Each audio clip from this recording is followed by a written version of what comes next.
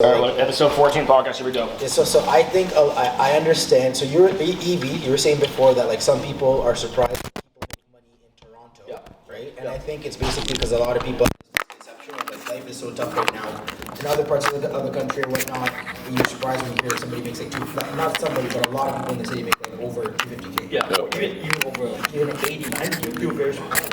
Oh, 80, 90, even that? Yeah, seriously? dude, man, like, I spent a lot of time online and reading a lot of these reports, and there's a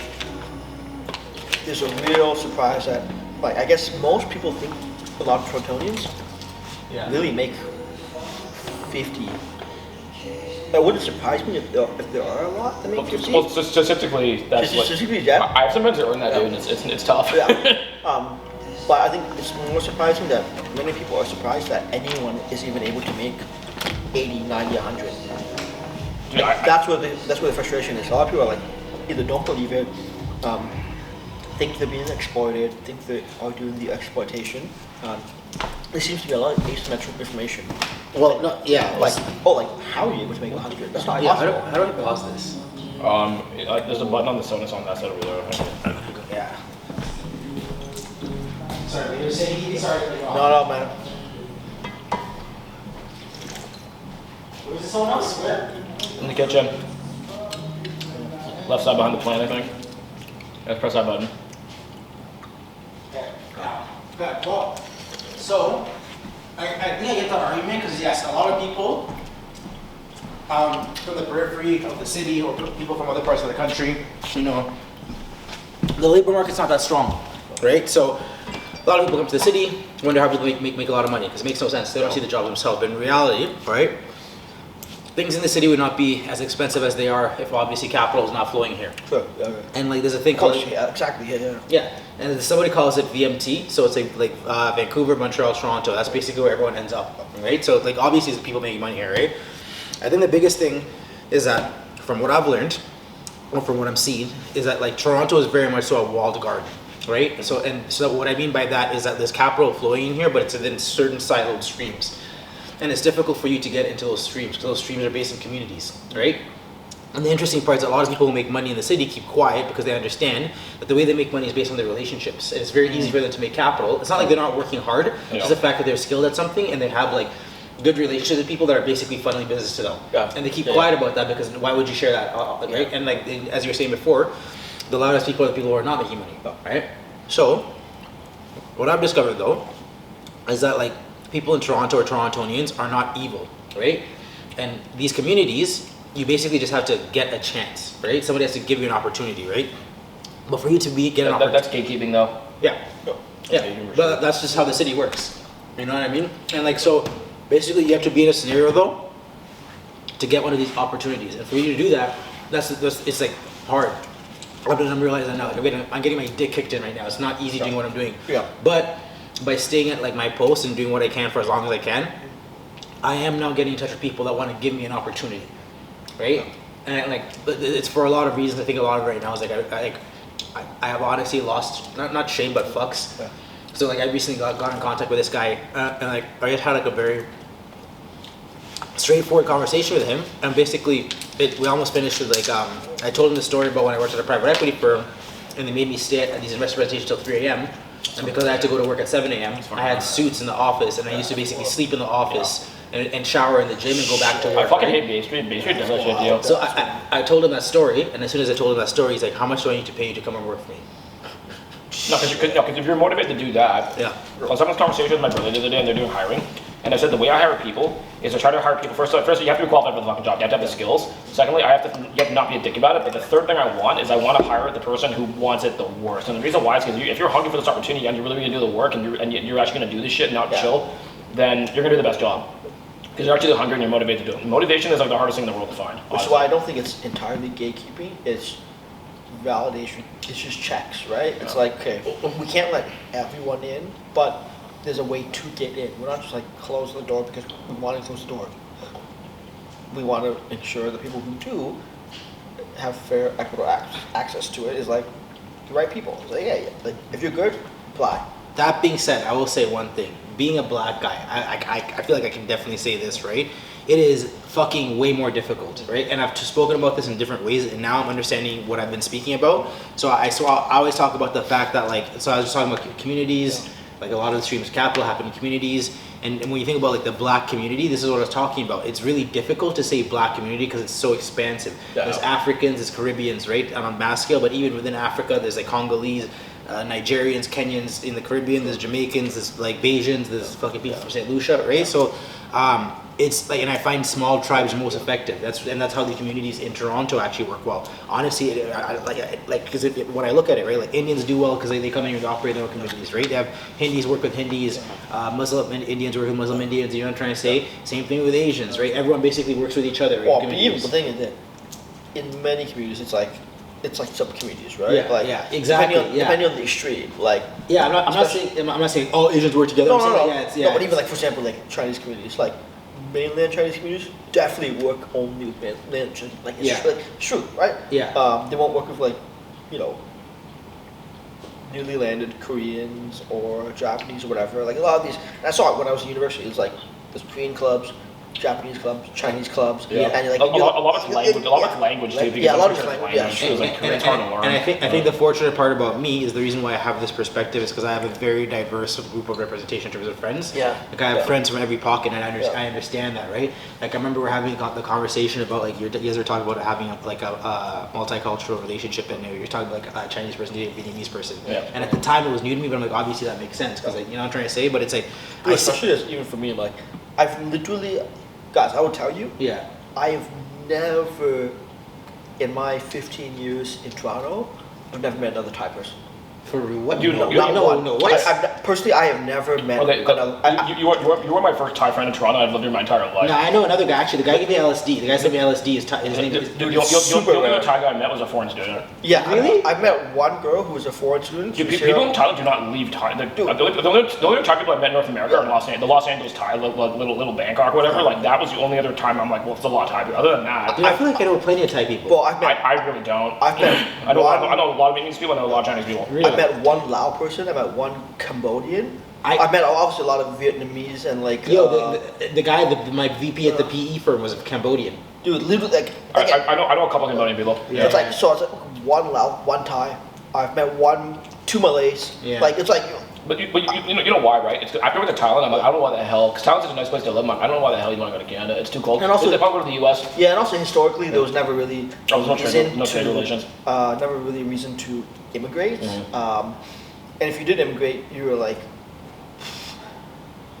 way earlier in the century, like in the, probably like 30s, 40s. Anything after World War II, a lot of Thais just did not immigrate. A lot of Lao and Cambodian did, but Thais like did not. It was really, really rare. Damn. Yeah, no, so cultural intelligence is a different thing. Like if you're born in Toronto and you play hockey and you're like a white guy, like when I was with my like one of my ex-business partners who's like a white guy who plays hockey, like dude, if you play like white guy hockey growing up and you're like really good at it, you're gonna meet a lot of other kids whose parents are like CEOs and everything, yeah. and like and then when by the time you get to university and everything and people start doing job offers, So, now, go ahead, so go ahead. actually, you bring it really. Sorry, and I Go ahead. cut your Go but I ahead. actually want to bring it back to what we're talking about because ahead. it's just gated community, streams of capital, right? Sure. And you actually just spoke on a very important one, right? Like the reason why, okay, as a guy that was born in Kenya, 1990, whatever, right? I do not understand the significance of why people like the Maple Leafs so much because I fucking hate hockey, right? Like, Sure. I have zero relationship with hockey. Yeah, how Actually, as a about matter of fact, growing up being a football player, I literally fought hockey players my whole life. I don't understand it, right? But you brought up a key thing there. It's a fucking coalescing community thing Yeah. where all these kids basically play like junior A or house league, all this shit. Y'all Yeah. doing the same shit early on. So it's like this like based fucking thing that it's this base community that you almost have to go. It's this base community that's almost a signifier of whether or not you're actually from Canada. Yeah. Right, because it's like you had to have like gone through elementary school here to understand house league and all that shit. It's such a check, a validator of like, oh, you're from here. You're actually from Canada. Yeah, no, it's, right? it's part of the cultural identity of the country. Yeah. Sorry. No, it's that. It's the validator, right? It's like, Exactly. okay, let's say, I'm at a bouldering gym and I see Eric at a bouldering gym and I'm like, okay, this guy might share the same values as me. Yeah. Yeah. With the fact that we landed at the same spot at this rock climbing gym, all right, there's probably already a mutual interest here, or like mutual understanding at some level, right? Yeah, You yeah. wouldn't like, because you're doing a little bit of projecting, right? You're like, well, if he's here, you must be here for the same reason I'm here, or like similar. And so It- you close down the barrier. You're like, okay, yo, what's up? Like you start talking, like, oh, wow, that's pretty cool. Like, blah blah. You get into really like, it's almost like internalized racism. Well, you know what it's come down to? It's just like, is it racist, or is it just easier to do business with people that you have the same cultural understanding and intelligence as? It's that too, Yeah. but it's also like That's part of it. I guess yeah, and you're right about that too. Because and again, it's because if you have very similar upbringings, and obviously you're probably going to have a lot to talk about, you're more Yeah. likely than not to be like It's just get along with each easier, other, right? yeah. That being said, right, and there's also a lot of things with hockey too. The price points and expensive, Sure. extremely It's a expensive socioeconomic sport. thing. Exactly, Yeah, yeah, sure, huge yeah. socioeconomic signifier as well too. So I feel like that's true. I think socioeconomic Age background, in 20 minutes. Yeah. socioeconomic background access yeah, is one of the biggest things for mobility, man. Like for mobility to like go from like a 30K income to 60 to 90. I don't think a lot of that's just like happenstance or just like luck. If you somehow like a lot of it's I guess probability, but let's say you're paying 10K a year to put your kid in hockey school, chances of you going to a game of the whatever 82 games throughout the year, probably pretty high. Oh, you might probably run into another parent. The other parent who's there probably also makes money. You get to talk to each other. It's the and Joneses, man. So it's like, yeah, oh, it's the okay, Joneses, oh, bro. your kid, oh, that's your kid. Oh, I've been watching him all year. Hey, what do you do? It's like any other person who's not in that situation will not have that ability to gain that access. And Yeah. like, oh, now all of a sudden you're like, let's say you're a middle manager at a bank, and you're like, oh, you're thinking about leaving your job. You meet another parent. Oh, you know what? I don't work at a bank, but I work at, well, I know somebody who does. Yeah. It's that access. You're like, oh yeah, you know, I was actually going to apply. Don't apply. Just just come through to my office on Monday. Let's chat. Let's have lunch. yeah, exactly. Yeah. Dude, anyone else would be like, hey, knock knock. Can I get my resume? In China, the whole society functions on like relationships like that. All Chinese society functions Please say way. that again and expand. Please elaborate on that. Please elaborate on exactly. It's- Actually, it's- it was it's- crazy. Just read my mind. Please, but continue. Yeah, no, yeah. in China it's called guanxi, which means like relationship, but like it's this proverb about how the easiest way to get through the front door is to go through the back door. So like the entire society runs on rampant corruption. On top, dude, the people are buying their grades in university and everything. Yeah, That's all sorts of crazy yeah, shit. Like, it's like, oh, are you going home for Chinese New Year? Yeah, where's the train ticket? Oh, it's like really far away. Yeah, well, if I get you train tickets, like, do you think you can help me with my essay so I can get better grades? There's too much progress on So- university. Dude, and that's why I've heard that like It's so corrupt, bro. Yeah. and the corruption comes with contagion. Yeah. And so the thing with Chinese corruption, what I've heard is It's part of the culture, once honestly. you're in, Yeah. there's no turning back. Yeah. So let's say you're friends with the cop. The cop gets like That's- basically that's an extreme example, right? yeah, but- And the cop gets like, uncovered, arrested. You have to assume that. This is why also people think very carefully about who they bribe and who they corrupt in China, because once one person goes down, everyone goes down. Yeah. You know, here, for example, of like, let's say, bad example would be like celebrities or rappers who get caught in gangland and they go to jail and they start snitching, right? Or sometimes they don't. In China, the whole fucking ring's going down, bro. Like everyone. It's like you don't even have to. You could have just been somebody at the fundraiser. You're going down. That's why you get the high level, like yeah, the baby but- formula scandal like, was like thousands of Yeah, people. but going back to what you were saying before too, because like I also heard there's this thing in China where basically like the way I think I heard this from I forget like which this may have been like It's pretty commonly known, honestly. yeah, It's a common known people in the military. There was this like Yeah. Asian podcaster, and he was Sure. basically saying the whole thing about like how Chinese relationships works. Basically, it's all very much so about like hierarchical too. Yeah. Like, everything's about hierarchy, and like, basically every conversation you have with somebody is based on their position in society versus yours, right? No, was this Andy Huang on the Joe Rogan podcast? Is that yeah, No, because it's in Taiwan. Yeah, you explained it extremely well. Even though Taiwan's pretty Americanized. Yeah, So- and I feel Japan and Korea's even worse than So, that. the reason why I wanted to talk about that though is because honestly I feel like on a large level that like when I heard that I was like that's how Toronto operates. Not as extreme. I actually don't think I Not actually, nearly as extreme. I think Toronto is very high, and this goes back to what I was trying to say, walled garden, right? So it's very very hierarchy based, right? So it's and everyone here on some level really communicates with each other in Yeah. terms of like their position in society, where they are. In terms of the clout scene, No. I agree with that because there's a lot of gatekeeping in the clout scene. In terms of Yeah. corporate, a little bit, but because we have progressive politics here, it's still pretty good. It's still pretty fair here. In fact, And here, dude, like, if you're like trans or gay, like they want to give you the job. Well, no, but I also feel no, but I or minority. If you're minority, they want to give you the job. no, well, no, okay, well, no, okay, no, Not always, but you know, but it get points for that because the ESG score, bro. I want to talk about that specifically because and I think a lot of black people talk about specifically what you were saying before, where it's like a lot of black people probably wonder how people in Toronto are making money because I don't see it, right? And I'll say the reason why I brought up the whole thing about how it's a hierarchy, everything's about a relationship and like how like your position hierarchy and whatnot, right? So what I've realized a lot, basically being a black person trying to operate in the corporate world, a black person that actually has that job is on Bay Street. You know what I'm trying to say? I've actually raised fucking millions of fucking dollars, bro. There's definitely like a lot of hierarchical aspects of my relationship with people in the hiring process, right? Oh, yeah. So I talk about, like, for one example, I talk about this all the time, tokenization, right? Yeah. A lot of these firms, you're right, yes, they need to just hire a black person. They do, right? yeah. So that's what I realized then though, right, is that like I'm literally just being there to be hired, right? And the issue with that, But then, also you guys have skills though.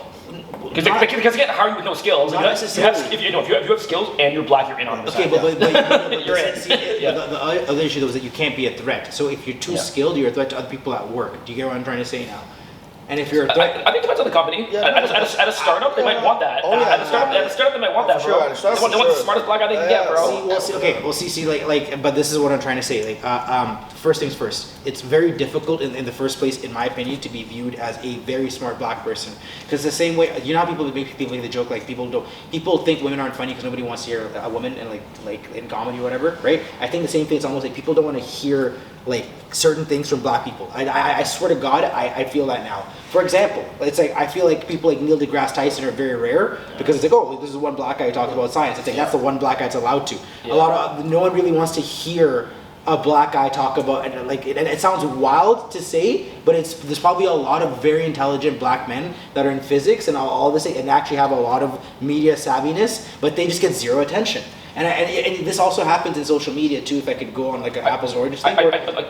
Historically, yes, and I feel it still exists. But I feel it has gotten better over time.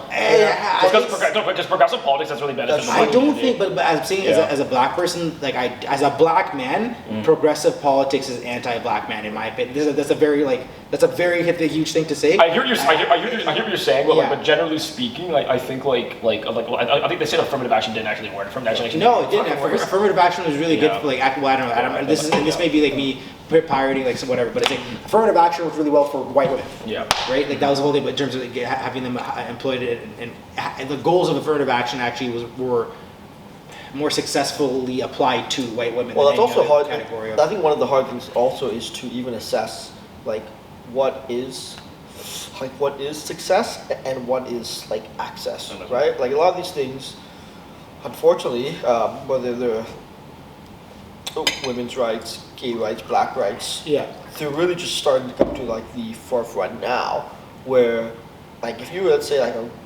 regular white dude for the past 100 years, you've got 100 years lead, right, on everyone.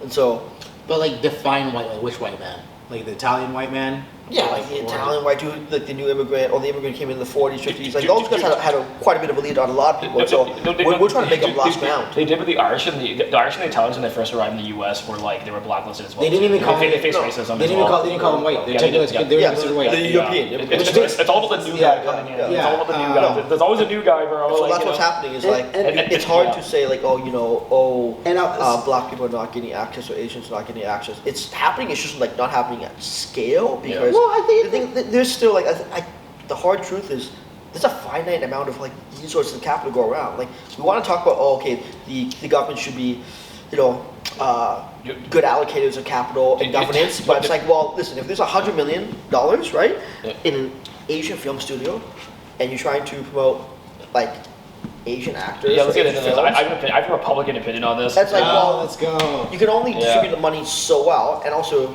there's like also real things there where you're like, well, are you a good capital allocator? And how do you measure that the success of that capital that you've deployed?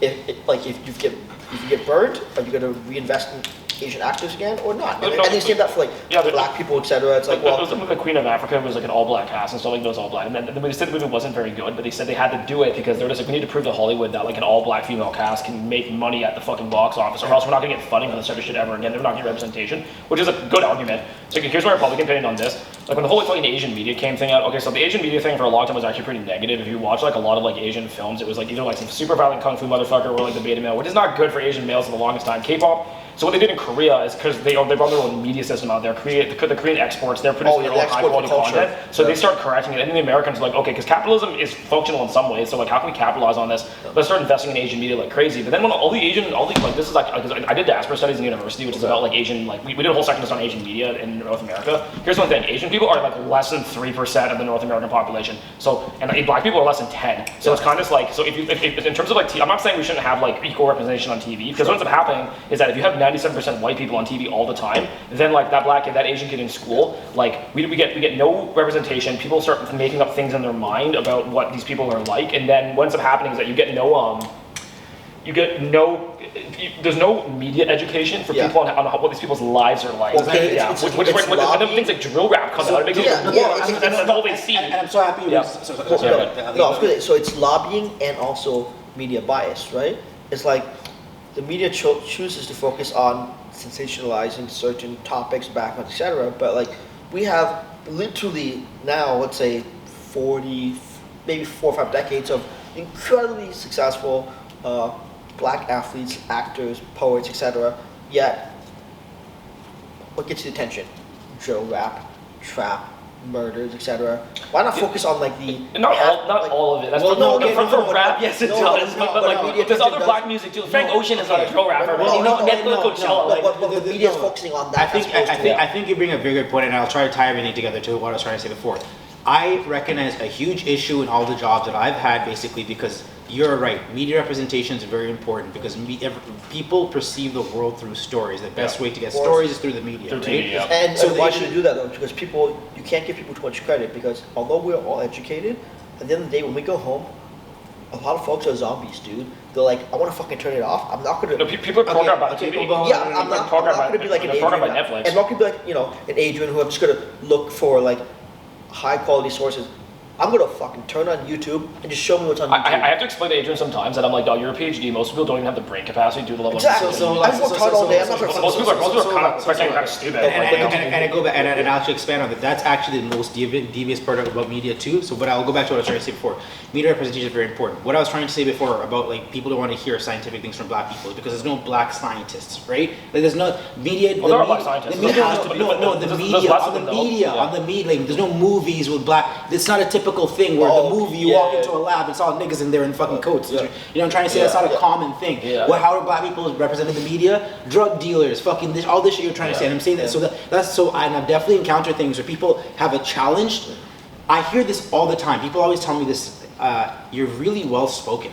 And every time I hear that's fucking racist. I don't appreciate it. That's racist. How do you expect me to sound, bro? Well, no, but it's Colin Powell. And every time I hear that, I know exactly what they're saying, but it's sort of like a coded speech. It's a really duplicitous thing because it's actually what is able to get me business and why I'm able to be successful in what I do. And at the same time, too, I understand it perfectly what they're saying. Yeah. And the issue basically is that like this is who I am.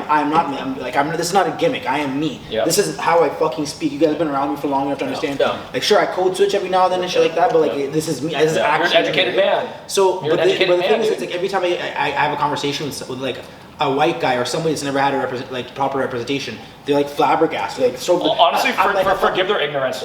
But it's not just forgive their ignorance. No, I it's not their fault. They never grew up with any black friends, man. Exactly. This is Canada. And that goes back to what I'm trying to say. The issue is that the media has really poor representation. When you look at it, the media is actually the most walled of fucking gardens. You know, it's a very small group of fucking people, right? That very much so are very much concerned about distribution. Not even content creation per se, but selection and distribution. That's all they care about. They don't give a fuck. They'll give money. No, but working your advantage sometimes. If you look at A24 being pushed on Netflix, they're pushing A24 is mostly pushing Asian media at this point in time, and it's really done to the because there's no reason why like right now what's happening, it's almost like reverse racism. We're having a disproportionate amount of Asian media being pushed on Netflix because Netflix is realizing it's profitable. And some black people have been on media like crazy. I think there's two things to your point there.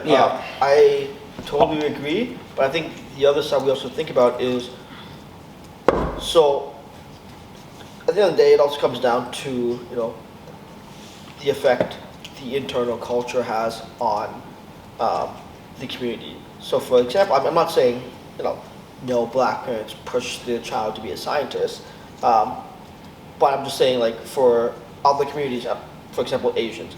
Oh, you don't see a lot of Asian artists because historically, because of the way the culture was like set up, being an artist, like you either like up until probably 10 years ago, being an artist as an Asian, you probably get shamed, and so you should probably go into a STEM field, or you should probably go to like a field where you're a highly sought after professional. There's definitely cultural programming. And so it's like if 90% of, let's say, Asians are in like a STEM or academic role, and that 10% are in like an arts role, and of the 10%, 1% are successful or even less, or even good at it. Yeah.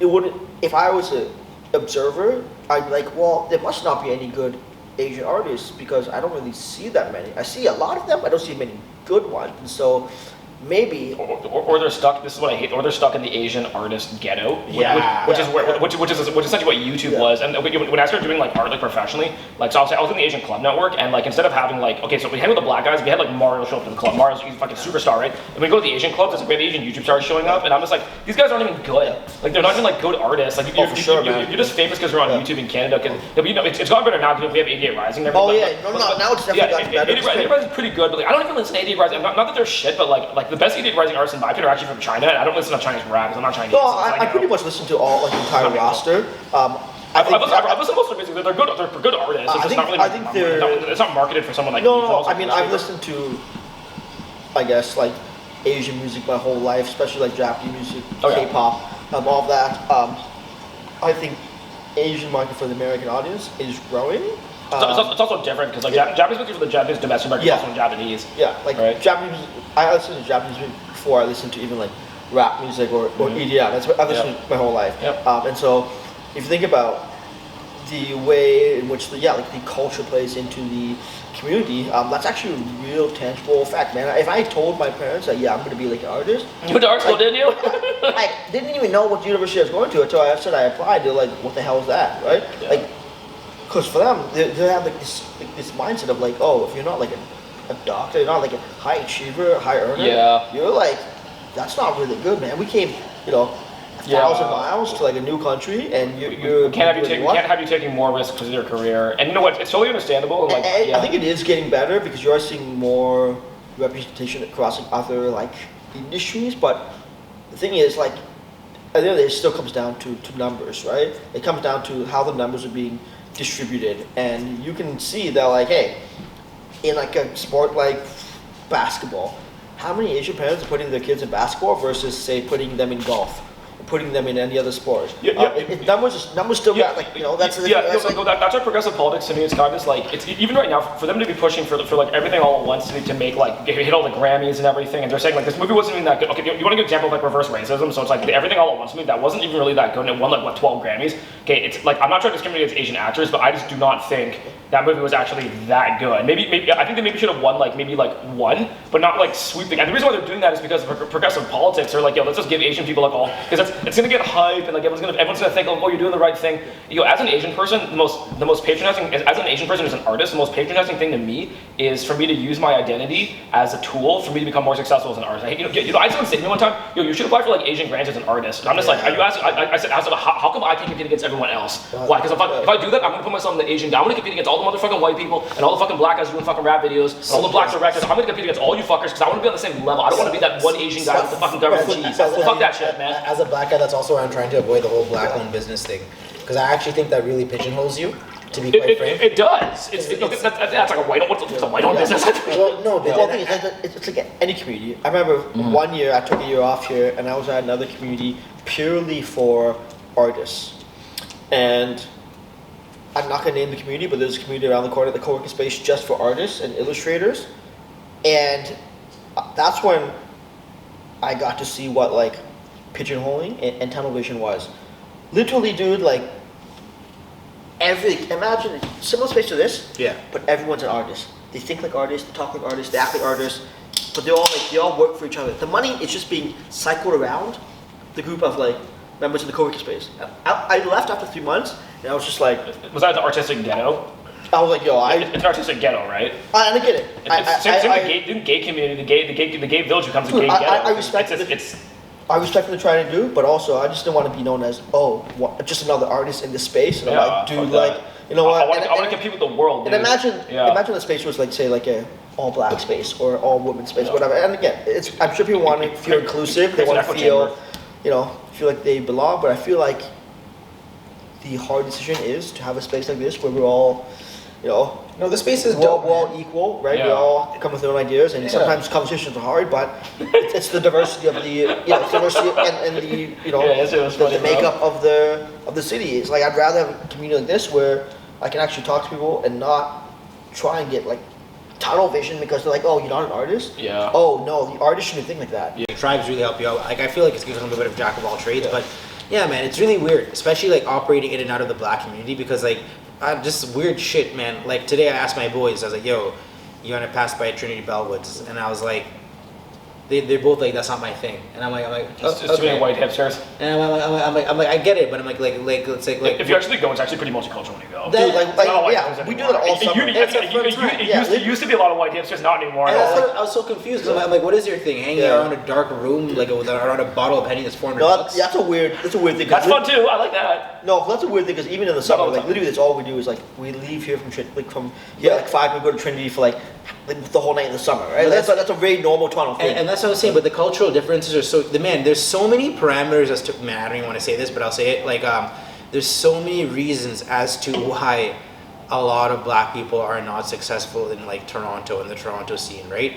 And honestly, I just think like on the mass scale when they talk about like black culture, which honestly I think is not really crafted or designed by black people really, it's perceptually it's crafted by its consumers, and its consumers are largely non-black people, right? Yeah. Like a lot of people love black people, culture, not black people, right? But I'm saying like just there's a whole bunch of like cultural trends, like for example, like just right there, I don't want to go to the park, that's sort of gay or something like that. You know what I'm trying to say? It's like that's a bit like holding you back because Putting yourself in a box. because it's simple things like if you just went to Trinity, you'd have a good time. Maybe you'd meet someone that does something that might like, help you out. You know what I'm trying to say? It also could be the association with like, let's say, community and money. Because like for example, like it's funny you say that. I was at like the Afro market at Stack in the summer. Yeah. Just like literally just like small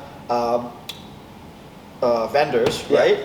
And like, dude, I think like the actual audience of people buying stuff from like African Canadian vendors. So Like, mostly white people, well, it was diverse. It wasn't just white people. Like, Yeah, Toronto's very diverse these I days. bought something, but I didn't see a lot of like, at least for me, like maybe the time I went, but I didn't see a lot of like other like black shoppers. I saw a lot of, all the owners were like black owners, but everyone shopping was like, oh, I'm like, are they like trying to just like sell to like non-black people? I picked up some stuff. I'm like, oh, how come there's no other black people here supporting? But maybe I don't know. I'll vent this here, and I'll vent this here because like, and I'll vent this here, understanding that if anyone does see this, they're gonna have the perception of, oh, he's bitching in front of non-black people, blah blah blah. But I'll say this, man, honestly, like black people don't spend on black businesses. They always ask for support, but it's never actually to like a mutual support. It's like, help me, like I need something from you. I get that a lot from me. People are always asking me for shit. Like for example, like I have one friend, he fucking knows I run a fucking like I do digital marketing, right? I do content generation.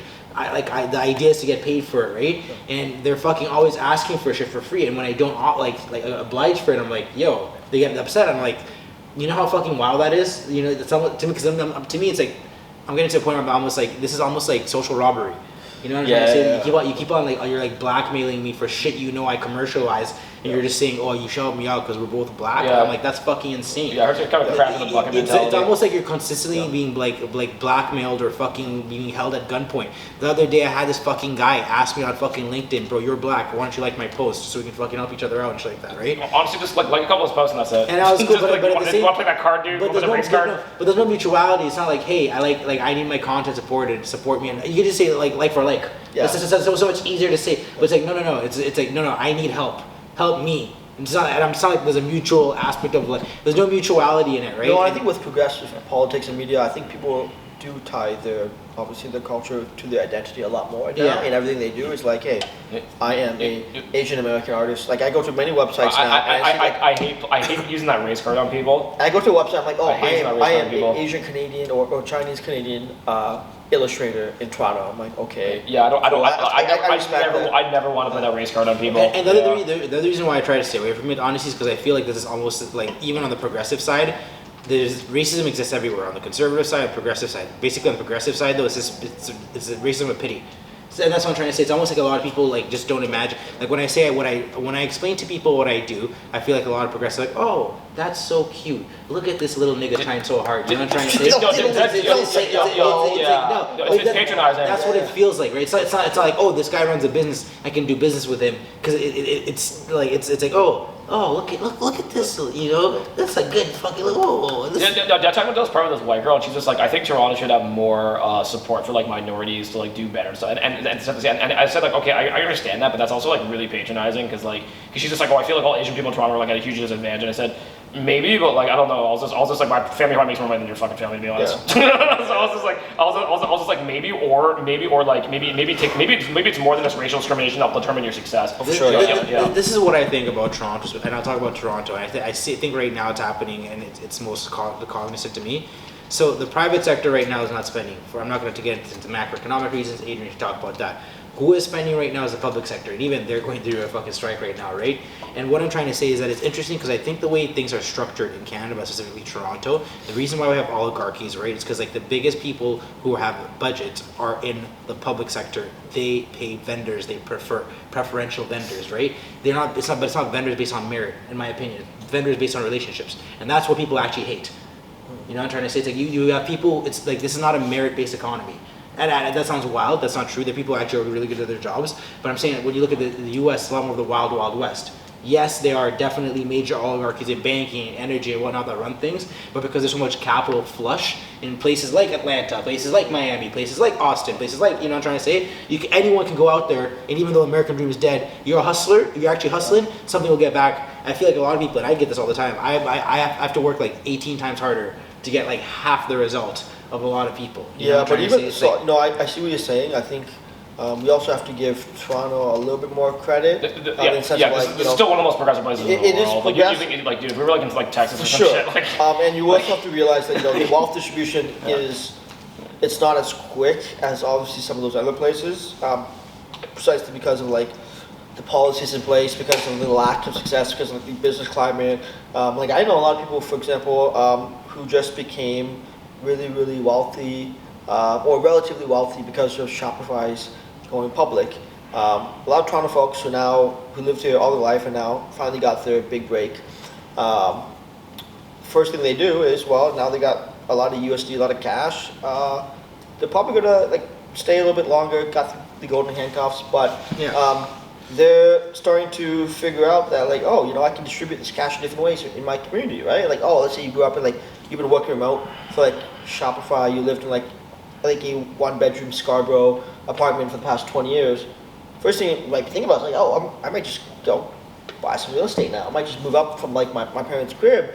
There's a lot of people like that who really benefit from that. It's just one company, right? There's obviously BlackBerry, Hootsuite, all these other companies. But that takes time, man. Success in the city takes time because to be successful in the city, it doesn't always take time though. Some people, in this city, it does. If you're like super educated, you can become a surgeon tomorrow. You'll pop off Generation 1. I've seen people literally graduate from McMaster University, get a job as a supply chain logistics firm, and basically within 4 months, off of happenstance, meaning people retired, left, accounts were given, we're making like $50K per fucking month.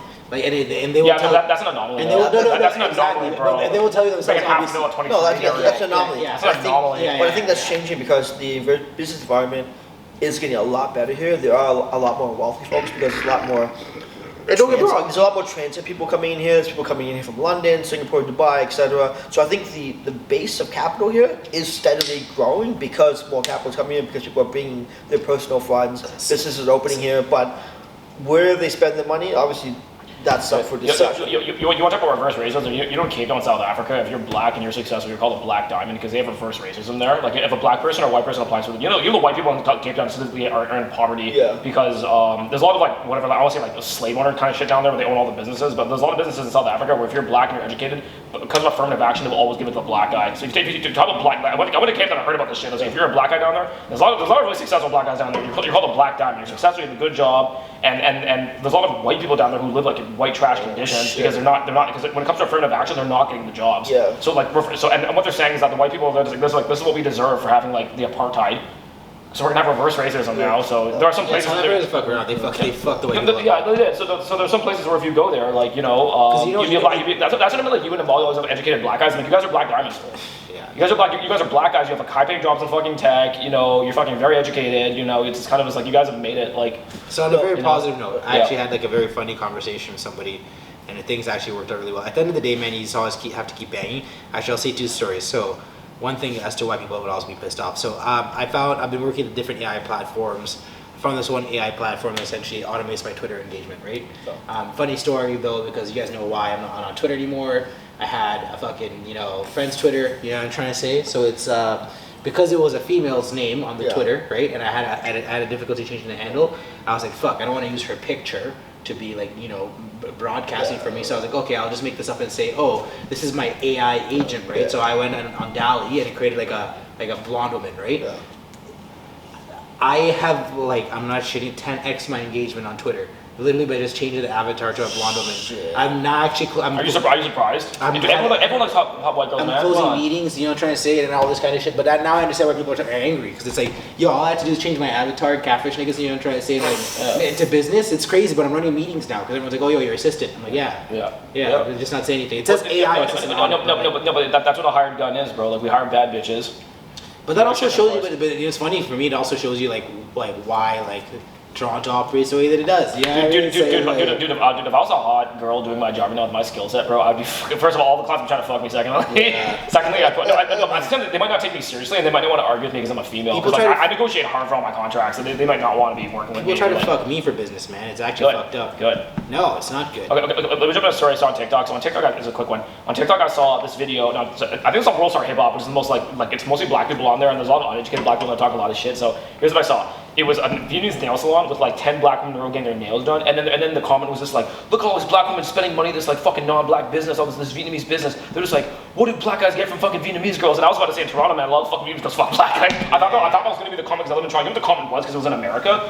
Nothing. Fucking black guys buy nothing from Asian women. He's like, this is everything that's wrong with the black community, man. He's like, these black women won't even go to a black woman business to get their nails done. They're fucking black people don't support this business. So I thought it would be because in Toronto I don't fucking play black guys who fuck Asian girls. It's normal, right? But in Atlanta, there's not that many Asian people there. I have a client, and it was the total opposite, bro. The comment, I couldn't believe it. I was like, oh my god. No, I have a client who is in Atlanta. She does nails and massages. Yeah. Dude, it's all black clients probably. If you go to her Google reviews, man, she's really good at her job. She has literally 5,000 reviews. She's opened I think 4 or 5 years ago, and she's right in the heart of it.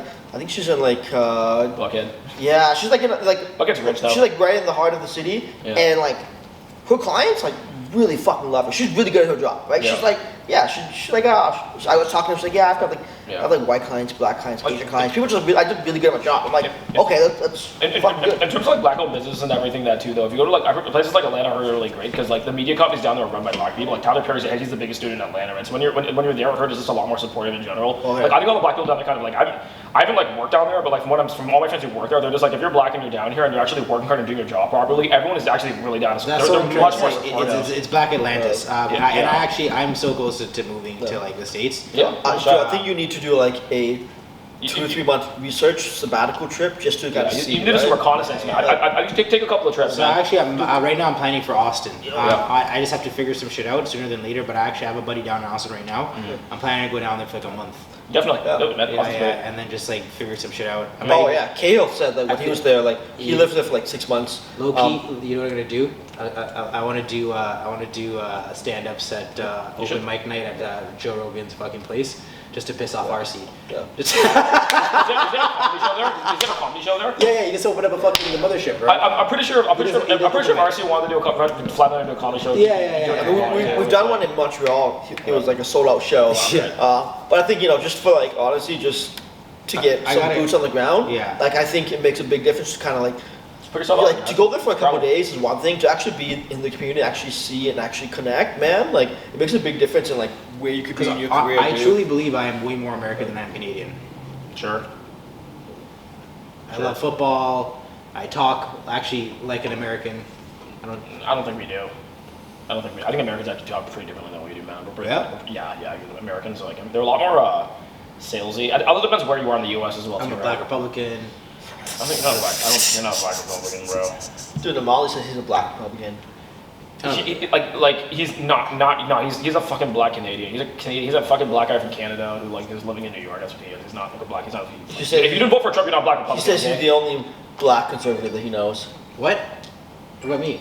I'm not a conservative per se. I mean, I guess I'm not a liberal. I'll tell you So I'm like, oh, yo, Molly, did you vote liberal? He goes, Next topic I want to talk about, actually. Yeah, while we're on it. Okay. 155,000 members of PSAC are currently on strike on day number 3, right? So it's all legit. It's actually the Treasury Ministry, all their fucking employees, right? So visas, yeah, EI, CPP, veteran basically pensions. the whole fucking country's shut down. Whole country's fucked. Yeah. This actually, I thought about it, and 100%. This is the only administration in the last 25 years that's had major civil action happen in both the public and private sector. And then honestly, for the CRA specifically to go on strike like right before filing, that's like that's pretty indicative of that's a huge fuck you to the administration. I think that's hard. So I think there's two things there. First off, the fact that we've become a country where, and this is where I agree with you in that I think you're more American than you are Canadian. Yeah. In Canada, I've always felt that, growing up in the past 15 years, in Canada, if you don't work for the government, or the government anyway, you're basically a loser. Because why would you give up or willingly not go for stability? For the government, it's the best propaganda ever, because the government can say, we literally hire or we literally employ the government choices, all that government departments. Yo, what's up? What are you saying, bro? What are you saying? Yeah, cheers. Yeah. You're the government, right? If you're the Canadian government, Let me employer grab in. treat myself a chocolate bar. I don't know. Like all the Right? things. The government is the biggest employer, or one of the biggest employers in the country. And, 150,000 staff. and plus more, that's not even like, that's just one, that's not even including like. It's like that's not- 0.5% of the country's workforce. That's not even 1% of the country's workforce. That's not even including like the armed forces, everything else. Oh, military, yeah, Like- that's a big one. Oh yeah. If you're the government, right, if I was the government, I would actually actively discourage people from starting their own business or working in like small business because they're risky. And again, conservatism is trickle down. It goes from the top to the bottom, from like the government to the way people handle their finances to the employment, all that. Like Canada, in a weird way, is like very like suffocating. Not quite like Japan, but like in a different way. Japan's excellent. Japan comes jumping off buildings, Japan's a bro. different way, but I can see Canada being very similar in the sense of like The Shogun rules your life. if you're Canadian and you don't work for a monopoly, if you don't work for a telecom, if you don't work for a bank, if you don't work for the government, you're kind of an outcast. Like statistically, you are an outcast. Yeah. There's no way you should like. Especially tech is the only alternative. Yeah, especially being raised in this pretty country much, yeah. where you've been taught since a young age for like stability, taught for like to be financially, like fiscally conservative, all that. That's true. Because the other sector though is like resources and manufacturing.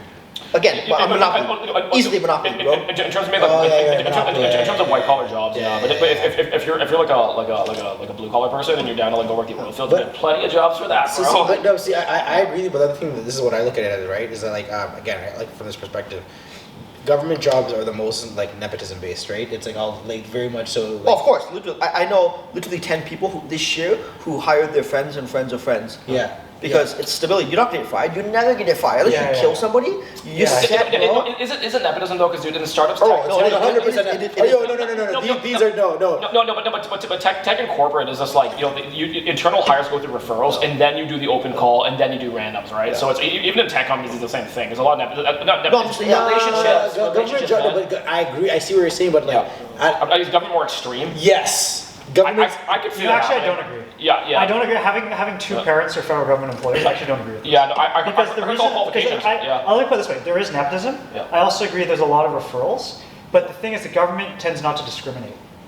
Right. Tech sector will discriminate far more. Oh, Finance yeah. sector will discriminate the fuck out of people. Oh, yeah. Government will tend compared to other industries, not discriminate. Do you mean in terms of they'll just give you a job? In terms of giving people. So my issue though as a black person is the category of jobs the government gives us. So that's why I don't want to work for the government, because I feel like. Wait, do you actually have data though, claiming that there's systematic discrimination against specific jobs in black people? I feel the government, if you're like trans, black, gay, like Jewish, whatever, they'll fucking want you, bro. How many black people do you know in policy roles? Well, hold on. How many black people do you know who applied for those roles? Yeah, that as well too. It goes, goes both ways. Me, like literally all the time. Okay, that's how many people? Have I not made the joke before that I actually make regular application thesis? You're not getting it. It's not because you're black. It's because you're a sketch bag. It's not because you're black. It's because you're a sketch bag, bro. I'm pretty sure the straight-laced black guy, he's in CSIS. They got black guys in CSIS. All jokes aside, I actually. Dude, your Twitter account is literally. Yeah, you can't even hit on Twitter, bro. You're definitely not working for CSIS, bro. Your handle is like Pelosi Pipe 69. All jokes aside, you guys are seeing like former like later iteration of OT.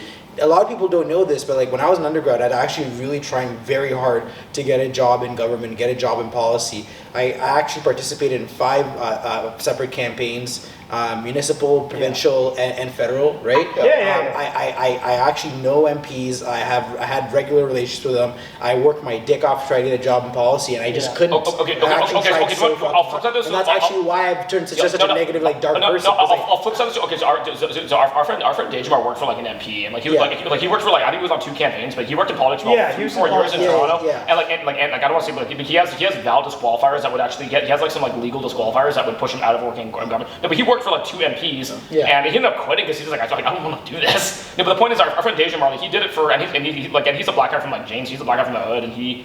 You know what the funny thing about that though? He used that to his advantage because then he said that was part of his story. He's like, "Yo, I'm a black guy from the hood, but I work for municipal politics." And people are like, "Oh yeah, we want you in, bro. We want you in. You're like a voice of the people, right?" So he spun that. And let's not ignore one of the mayoral candidates, Chloe Brown, is a young progressive black woman. Toronto so Mark Saunders is a black man. Like yes, I get it too. Yes, but also she's also like 30 or 29 or something who's been in a policy. She's been in a policy role in the city council for 10 years or something, 10 years, something like that. So I think.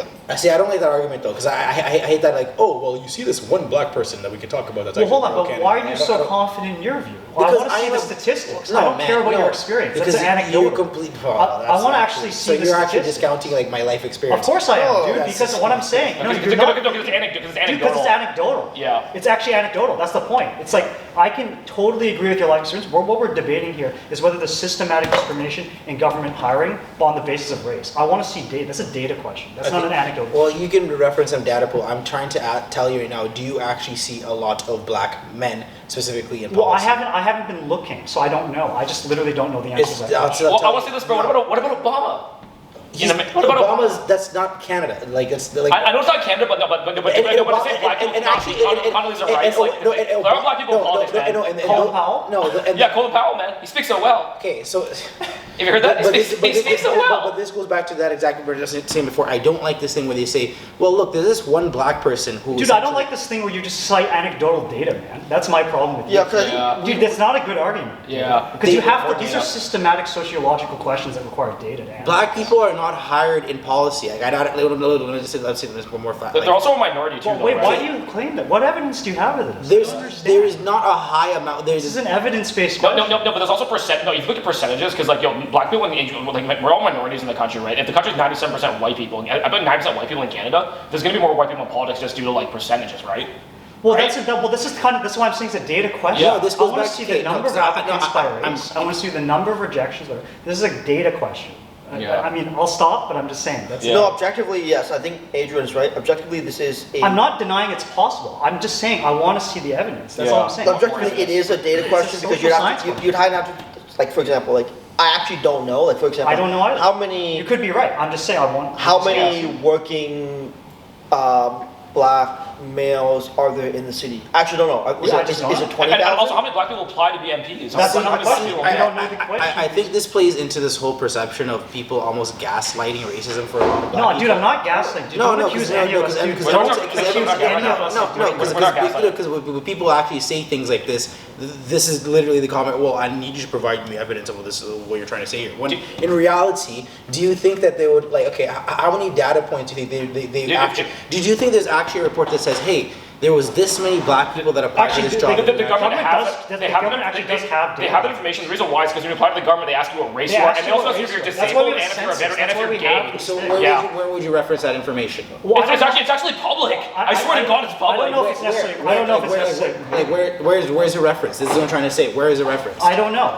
No, you know what though? But you know what though? But the You're onus is actually on not, you. dude, you're not- The onus is on you. The onus is on you. If you want to bring it, the onus is on you to prove a point. To prove I'm being discriminated against. Yes, Of course it is. Of course it 100% is. is. In the same way it would be for any of us Asian people. Dude, we're all minorities. Dude, if you're an Indian guy and you We're said the all exact same thing, I would ask you, I'd be like, present the data, and if it's true, then I'll be like, okay, then we stand corrected, right? Yeah, we stand correct, but corrected. we need to stand. But we need data because like That's what I'm saying. I can't agree with you without the data. Not because I'm trying to be racist, but the Yeah, reason why exactly. because I can't. That's all I'm saying. If you were Indian or any other race, dude, I would say that like I would it's say kind the of same like, thing. I need the data, bro. If you can find the data, then we stand corrected. But Yeah. Like I imagine there should be reports on this, right? There I should would be- guess. I would Whether guess. it's from progressive politics are so Or there's some aggressive right sociology now. prof who did Yeah. a study, right? I mean, Yeah. the stuff studied a lot by social science. Yeah. There's probably something. I have no idea, right? These are Like the I, questions. yeah, I would imagine, Yeah. especially like, again, there's whether you're black or Asian or Thai, whatever. There's hard numbers. There's very hard numbers of like, yes, there are, let's say, 100 Thai people in this city. Yeah. All right, of those 100, how many are laborers? How many are white collar? Like, actually, Do you know? these are- Do you know? Do you know what Thai people in Toronto? I think it's under Under 5,000. under. 5,000 is probably a stretch. I'd probably say maybe like Do you know what Chinese people in Toronto? probably actually anywhere between like 1,000 to 2,000 Thai people I think it's gonna be like 5. in the GTA. Yeah. Do you know Chinese people in Toronto? I'd probably I say. have no idea. I looked this up. I, Do you know how much Chinese people in I would Toronto? say 25,000, Are you kidding me, bro? 50,000, Are you kidding me, bro? 50,000. How much? Okay, I it's think the number of 300,000. Chinese is- There's 300,000 Chinese people in Toronto. I was gonna guess higher, but that, yeah, okay, I don't know. Well, the city's only 3 million people, but the 10% of Toronto's Chinese. That's why. But the reason Okay. why is because there's a billion Chinese people. That's why. There's a billion Chinese people. That's why. And we've had 3 waves of migration due to war. So it's like, you know. Right, okay. Yeah. Thailand has not been a war ever. 300,000, yeah. Actually, Thailand has What's never been. funny- Thailand's never been a war. Actually, that's That's not why. quite true. Did you know the Thai side of the Nazis in World War II? well, we wouldn't. Do you know?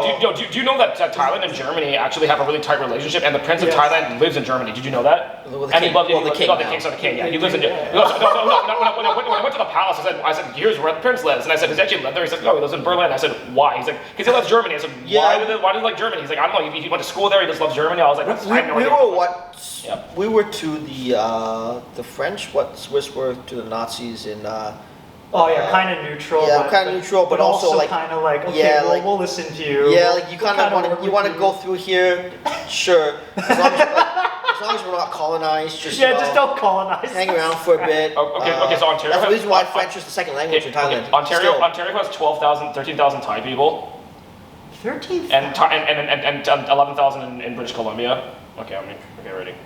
Yeah, that's pretty nice. It's still like, if we're having this conversation about there's no How many Thai, in it's not. Toronto? Okay, so I found Uh, it. Sure. I'll look it up. Description. Data shows that this is actually from GovCan. Okay, This is the GovCan website. All right, let's hear it.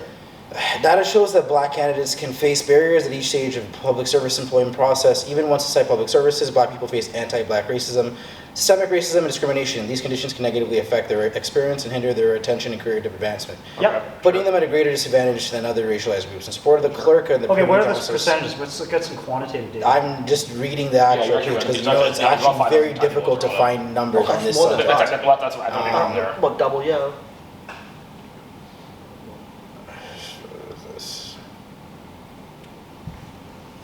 I'm looking at stats right now. We're doing some good fact I check. can't find it, but this is literally from GovCan itself, addressing employment barriers Yeah, faced yeah, by black yeah. people in the public Yeah, service that's valid. recruitment. So the government Canada itself is actually releasing reports saying that Yeah. they're having issues with that. Sure, yeah. So I can't find the numbers, but honestly, I guess like I'm getting a bit upset about the fact that like it's annoying as a black person to actually have to like. That's a part you feel like you're insane. Like when you say. Dude, GTA has 700,000 Chinese people living here. I had no idea it was that Yeah, that's- high. So I That's think why I thought it's high. That is So I- high as And so I fuck. want to reference But that with data 2,000 with like local organizations. 'Cause I imagine local groups also have really good data as well, or like data they can like These are big questions. Yeah, these are good questions. reference against. Because I imagine, especially, for example, like in the Toronto Black chapter, they do I think a report every year. Yeah. Which is important to know, right? Like I genuinely want to know. Like Yeah, me too. Yeah. For These are example, good things where to look up, yeah. like where groups are being discriminated Like, against. yeah, So you yeah. say the government, but maybe Yeah. I'm sure this probably Yeah. is probably true, but Yeah. I imagine like it's probably black folks being discriminated against, also maybe joining the army, or I think this is probably important stuff to know, So right? police. So actually, I'm just gonna stand on this. But like the thing is, like anecdotally, like this is what I was trying to say before. Government jobs, yes, they pay the most secure. The issue, though, as a black person that I said before, is that everything's very community based, and community support is very important. There is a huge aspect of nepotism and referrals, whatever. Honestly, I agree with you on that. In the public sector, right? I agree with you on that. So my issue is essentially is like where black people are hired in the public sector. Where I see them hired in the public sector is areas like, let's say, more social work, things of that aspect, right? Social Okay. work, maybe healthcare to some aspect, but like not really administrative roles, right? And I know this because like my mother actually works in the public sector in healthcare, and she's actually like does strategy and what. Net positive or negative for the culture? Oh, good question. Should they censor Good question. should they censor artists and specific Absolutely arts? Oh.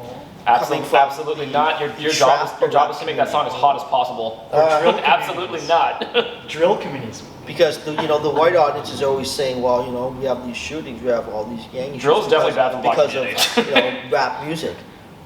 Black artists and creatives and supporters are like, no, you shouldn't. It's just music. It's kind of like the argument like video games don't contribute to School increase shootings. in school shootings. Should we start censoring Great more question. things, right? Should we almost curate the community, right? What China does is like, should we curate what our people see and Control do? media, control we media. control the media, right?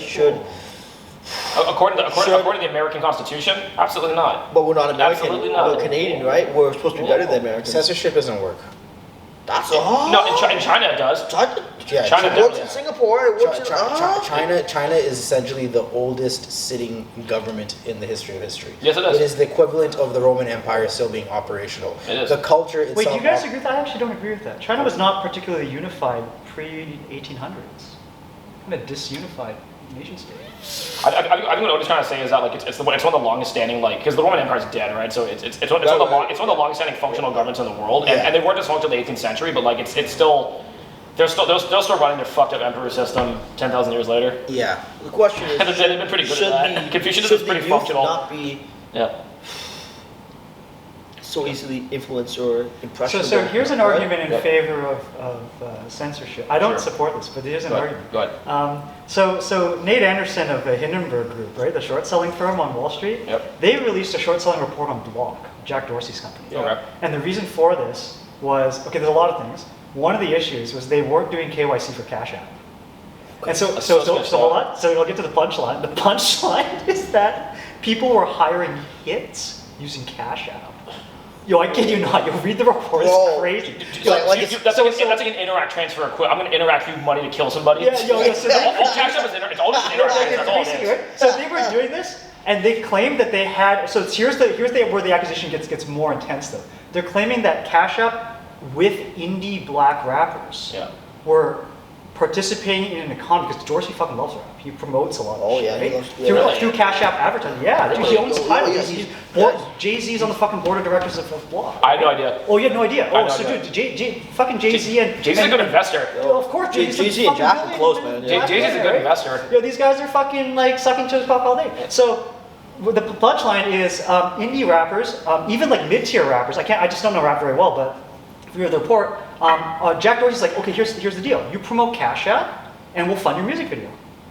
Oh shit. Okay. Because there's a lot of evidences. Oh, and, no wonder why this. No, so many rappers are paying. Yeah, I so saw rappers rappers use Cash Cash App. App all the time. Why. This is the thing. Well, and secondly, Yeah, they all we'll try to do hire a Cash hit. We'll not hire it, but Dorsey will like look the other way if you're using this for something else. Nah, I don't think. I think there's an over exaggeration here. Maybe, So maybe. Lil Wayne. But according to former employees of Block interviewed, No, said so- there's evidence of this. They whistleblew. Wow. Yeah, Yeah, there's data.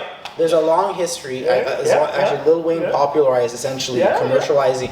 Lil Wayne actually popularized native marketing in rap. Like native what do you mean? What do you mean? So he was one of the first people to actually get paid for saying like just brand names in rap songs. Yeah.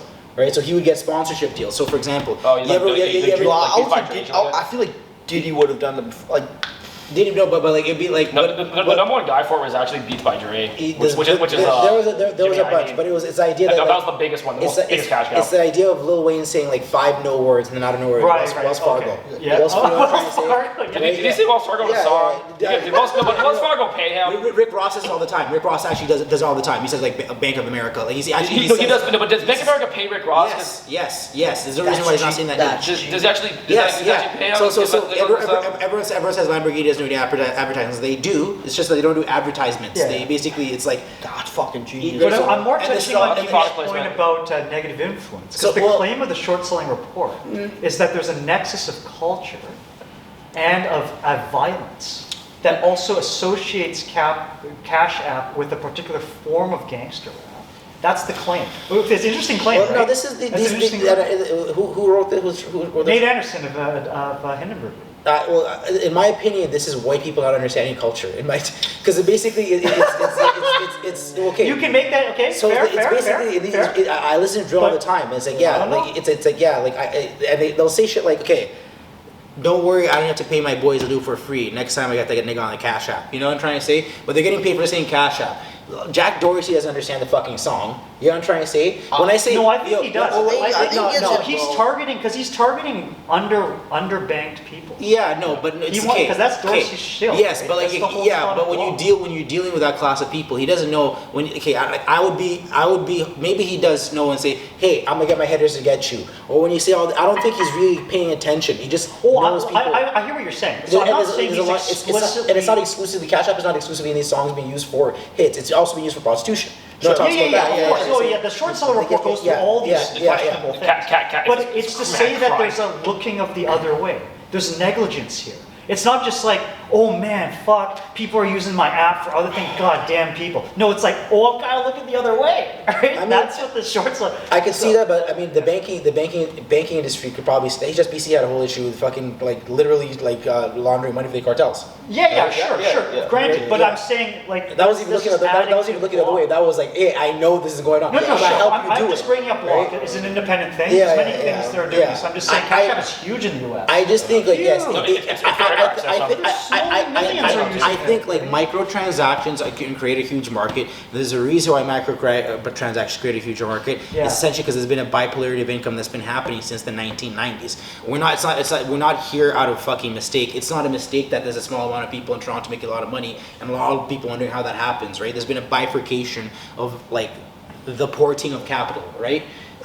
So yes, I feel like when you provide when you provide an opportunity for underbanked people to actually be able to transact capital, yeah, lower socioeconomic, bro. Yeah, a lot. I think this is the thing. I think that music also represents the culture. Exactly, in a way, right? and that goes back to what I was trying to say. So censorship doesn't work because when I think about these songs, right? Yes, there's a lot of songs that are really fucked up where people are self-snitching, saying, "Yo, I'm gonna run up on this man's hood because he did this shit, and I'm gonna fucking get my boys." I'm gonna. But again, I think right? it also says something about the. It's the reality. So, for example, I don't know you guys listen to Lil Uzi, right? Sure. Yeah. Uzi right now is getting shit on because he's non-binary, right? And they're like, no black guy can be non-binary. And I'm like, what's wrong with that? People are shitting on him, right? Because he has like an alter ego because it's Leslie, right? And they're like, they feel like it's very uncomfortable to see a prominent artist be as, fluid with his gender sexuality as he is, especially with the juxtaposition of Uzi to, let's say, like a 21 Savage, right? And they're like, this is fucking weird, right? I think and like, why can't, for example, an artist be It's because like that? it's because Prince was like that. Prince was kind of weird, Well, but no, but like, they you tell me use there's the no name. non-binary. You know what it is? black No, okay, artists? so Come on, man. It makes them feel uncomfortable and they don't want to If he wants to do it, he can do it. No, I'll explain it like this. A lot. I think. But why are they upset? I think a lot of people. upset They about are it. upset, No, dude. It's because a lot of people don't understand the lower socioeconomic realm. And I know a lot of people talk about it, hear rap songs, and you think you understand it, but no, the world at the bottom, bro, is really fucking tough. There's no room for softness. There's no room. Honestly, being nice is a luxury, actually, right? So the issue a lot of, like, let's say, like, hood bands have with, like, let's say, like the traditional format of homosexuality, I actually don't think a lot of hoodmans have an issue with gay people. Because there's actually, I think a lot of like black men who've been in and out of prison understand homosexuality, right? Apparently Young Thug is gay. I think he's definitely gay. all those rappers are gay. I think the issue though is the flamboyance, because like, and I was saying, as a black culture, we don't have the luxury of being soft. we're taking advantage of every fucking second. You know what I'm trying to say? So it's like the idea of like it's anti-softness. We can't be soft. You can't soft the black man. But it's gotten better because We can't. That's what I'm trying to say. We don't have everyone takes it's gotten better. It's gotten better because in Atlanta right now, apparently the amount of this gayness, the gay blacks in Atlanta is enormous right now. Yeah, because Atlanta, like I said, is black Atlantis. Yes. This capital flowing between black people. So it's such allowed. It's like a wealthy thing. You only. I actually don't drink. For you to be a black man and be flamboyantly gay is like a wealthy thing. It's of wealth. Dude, I love McCona and those guys. Those guys can't, dude, like, the Migos and everything. One of the dudes take off is fucking gay. It's kind of like, Young Thug grew up in the hood. Like, Take off's gay? You know about this dude? The amount of gay rappers in Atlanta, Atlanta got shot? And then, No. there's videos of him making out with other guys. Lil Wayne's fucking gay. Or bisexual. See, we use these videos. Dude, there's pictures of him getting molested by Birdman. Okay. So- Videos of him making out with Birdman. Do you not know about this? I'll show you videos right now. No. You did some gay shit, bro. Well, let's take it out of There's context. a whole documentary about this. Let me backtrack. There's video evidence. There's videos of him kissing Birdman on TV. I want to bring He groomed him for years. I want to bring this back. I'll stand on that, bro. I'll stand on that. I want to bring this I back. know a lot about that topic. No, but I know a lot about that topic. I'm an expert on that topic. I want to bring this back to seriousness. So one of the most gangs people I know is I have a cousin from Sheila, actually, right? She's from Atlanta too, right? Sheila's the most bad bitch that I know. But Sheila essentially is like, she's a lesbian dyke. She's like. You told us about it. Yeah, she calls herself like a dyke. She's like a bad. She's very manly. She's hood, and she'll shoot you. You know what I'm trying to say? You fuck with her, she'll fucking shoot you. You know what I'm trying to say? That's more about Atlanta than me. You don't fuck. You don't more fucking about Sheila. and the reason why I always bring this up, right, is basically like, 'cause Sheila's gay, right? It's like, I think a lot of black people understand like gayness. We're fine with it. The issue we have is the vulnerability. And honestly, I'll say this, and I'll stand on this. When people talk about the gay agenda, and it's like there's a thing of like, I'll say this, I've experienced it, right? And it maybe it's perceptually wrong, but as a black man, I've experienced this, where it feels like the progressive agenda, and specifically like the people who are LGBTQ, do not accept black men unless you're willing to be fucked. And that's what it feels like. Like, unless someone's willing to touch you and fuck you and do these, they won't accept you. And it's almost like, that's a weird thing for us. We don't want to accept that. What about the black community where it's just black people, no white people? Like the internal black community? Yeah. What about that? They were fine. Honestly, I think that now, we had I think a lot of black, now the conversation could be, a lot of black men will say, yes, we were wrong, a lot of us were homophobic, and we're actually mad fucking mean to people that were gay, and it's pretty fucked up, because like that's just how they operate. You know what I'm trying to say? And the thing is, honestly, a lot of gay niggas are the most fucked up ones. They're the ones that kill you. You know what I'm trying to say? Those are the hood ones. You know what I'm trying to say? So the thing is, we know like these are hood niggas. I think that's the thing. A lot of black hood dudes are like fine with a gay guy as long as you're still a masculine black man. We understand it's okay for you to be gay, but you're still a black man, right? Like you're still a nigga, right? That's the validation. It's almost like this is pushed by Hollywood specifically to put black men in dresses, to put like masculine black men in like. No, I actually believe in that because I had a friend who was a victim of that because he was an actor and they tried to put him in a dress on TV and then he got into the whole thing. And if you look up the whole black guy in a dress in Hollywood, there's a whole history of this. Yeah. And it's a real thing. And even black community, the two black guys making out in black mirror. I'm like, where the fuck did this come from? And what I mean, I'll give you a perfect example of what I mean. Where we're always taking advantage of just little things. I'll give you an example. I fucking took a serving job because I have to fucking survive, right? These fucking people, you know what they did? They took 3 days of my labor to bus, paid me a serving wage, and haven't gone back to me ever since. This shit happens all the time. Any scenario as a black man where you put yourself in a position to be fucked, you get fucked. Right? Was it that, or like you're not continuing working there? Was it that, or you just did probation for 3 days and they just don't want to hire you? This is a serving thing, bro. It's like see, that's what I'm trying to say. This is also like their first time doing this job. Maybe they just don't want you to work there. Oh yeah, it's just a start. See, but it's not about race. It's just a start. Maybe it's not about race.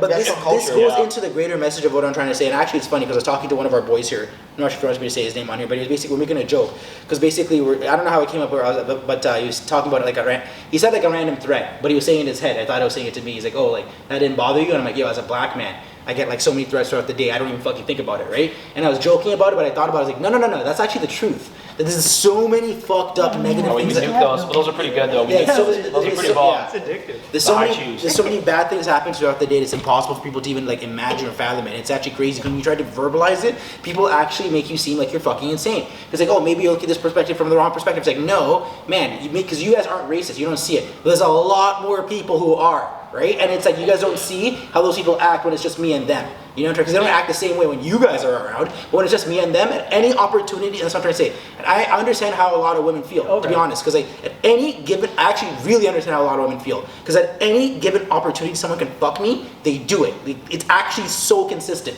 At any, like it's like 100% of the time now. Right, so that's what I'm trying to say. So are you saying this, are you saying you like this restaurant didn't want to put you on because it's racist? Is that Bro, what? because I was killing it. I was killing it. I was getting mad for the tips for everybody. They didn't want to fucking give me a fucking POS thing because I was starting to collect. Okay, so is that with you being black, or is that with you just being like a threat to the business, a financial threat to the business? Is that racism or is that a money thing? On a real level, it's a lack of representation. So it's the fact that like somebody can like in a small group like a community say like, yo, no, you know, there's only so much money to make. You know, trying to say there's only so much money for us to make. Do we really want to have this guy around? I don't. No, that's the money. It's not. That's a money thing. Is that a money thing? Are you saying it's a money thing or a race thing? If it's a money thing, I believe you. If it's a race thing, maybe it is. I don't know. But this is my thing. Race is a cudgel, right? So people think that people think that racists are like people that wake up and like, oh, I hate niggers. You know what I'm trying to say? No, I don't think that. No, I did not say that. I'm not saying you. I'm saying like what racism for me is basically it's a cudgel, right? So it's like maybe someone wakes up and throughout like 90% of their life they're not racist, but it's like when an application comes up where now they have to face a black person, now it's racist. You know what I'm trying to say? Like, well, race is a real thing. Yeah, but it's like racial prejudice is a real thing. It's a cudgel though. It's not like somebody just wakes up every day. And no, like, I don't. It's just like a subtle thing. Do you know what I mean? Like, subtle racism is the greatest racism. but I'll just bring back to what I was trying to say. I think the issue though, right? Like, the black men community has with the LGBT community, right? Yeah. Is that they're continuously trying to put us in a vulnerable state. We fully understand, like this gay black men out there. Actually, you know what? They're ours. Yeah. They're not yours. They're ours. You know what I'm trying to say? Yeah. We did them wrong for years by saying, you know, actually be mad homophobic. Yeah. DMX had back songs saying, "I'm not gonna shake your fucking hand," and shit like that, right? You know what I'm trying to say? homophobic. That was fucking wrong. Yeah. At the end of the day, these are our niggas, bro. You know what I'm trying to say? These are our niggas, bro. They're ours, right? They're not yours. They're ours, right? And the thing is, like, as long as they're like, I think that's the argument, right? It's like as long as they're black men, they're black men. Black men just operate a certain way. We live life under fucking significant pressure. Everybody. So it's like that's what I'm saying. It's a level of wealth for you to operate in a manner that's not like, you know. Yo, Ren's here. Incumbent of how we exist. On the other hand, is if you're one of those guys, right, and you're already being disowned from your community, and you're still saying you're one of us, and you feel like you're, you know, See, I feel the most comfortable with gay black men. right? I don't know why. And you're like, well, you already disowned us. Why would I give you the time of the day? Like these white people, they like me. I'm gonna go over there now. They're nice to me, right? But then the thing is, on the other side, it's like the white people don't accept you. They want you to come over, but also you gotta know we don't fully accept you. Yeah. But also you feel kind of straddling in between. You're like, well, And that's what I'm saying now, and actually maybe we're having the conversation, but it's like I think like the black community is okay, and I keep on using the word. Yeah, we're okay, we're cool gay niggas, bro. Like young thug wears a dress, right? You know what? Whatever. You kill niggas, bro. That's cool. Hey, You know what I'm man. trying to say? Like, Good to see you, man. Yeah, what do hey, you say? welcome. This guy, what do you say, bro? How you doing, man? Good, man. You? Chilling. Oh, you look good, man. You look good. Yeah, get behind, bro. Take your seat. This right there. Take your seat, Yo, bro. what's up, dude? This right there. But anyhow, going back to the point I was trying to say, I think like we're cool with gay niggas these days as long as they still kill people. No. I don't agree. I can't agree with that, bro. That's racist as fuck. Even Moonlight, you know what I'm trying to say? That was a cool. That was a great movie. Because he was killing motherfuckers, you know what I'm trying to say? That's cool. Yeah, he didn't kill anyone. Yeah, he did. Have you seen Moonlight? He was hood as fuck, bro. He didn't kill anyone. He was beating the fuck out of motherfuckers and shit, you know what I'm He trying didn't to say? kill anyone in the movie. No, but that's G as fuck. As long as you're just still like gangster, we're cool. You know what I'm trying to say? He didn't kill anyone in the movie though. I watched that whole movie, bro. Are you sure?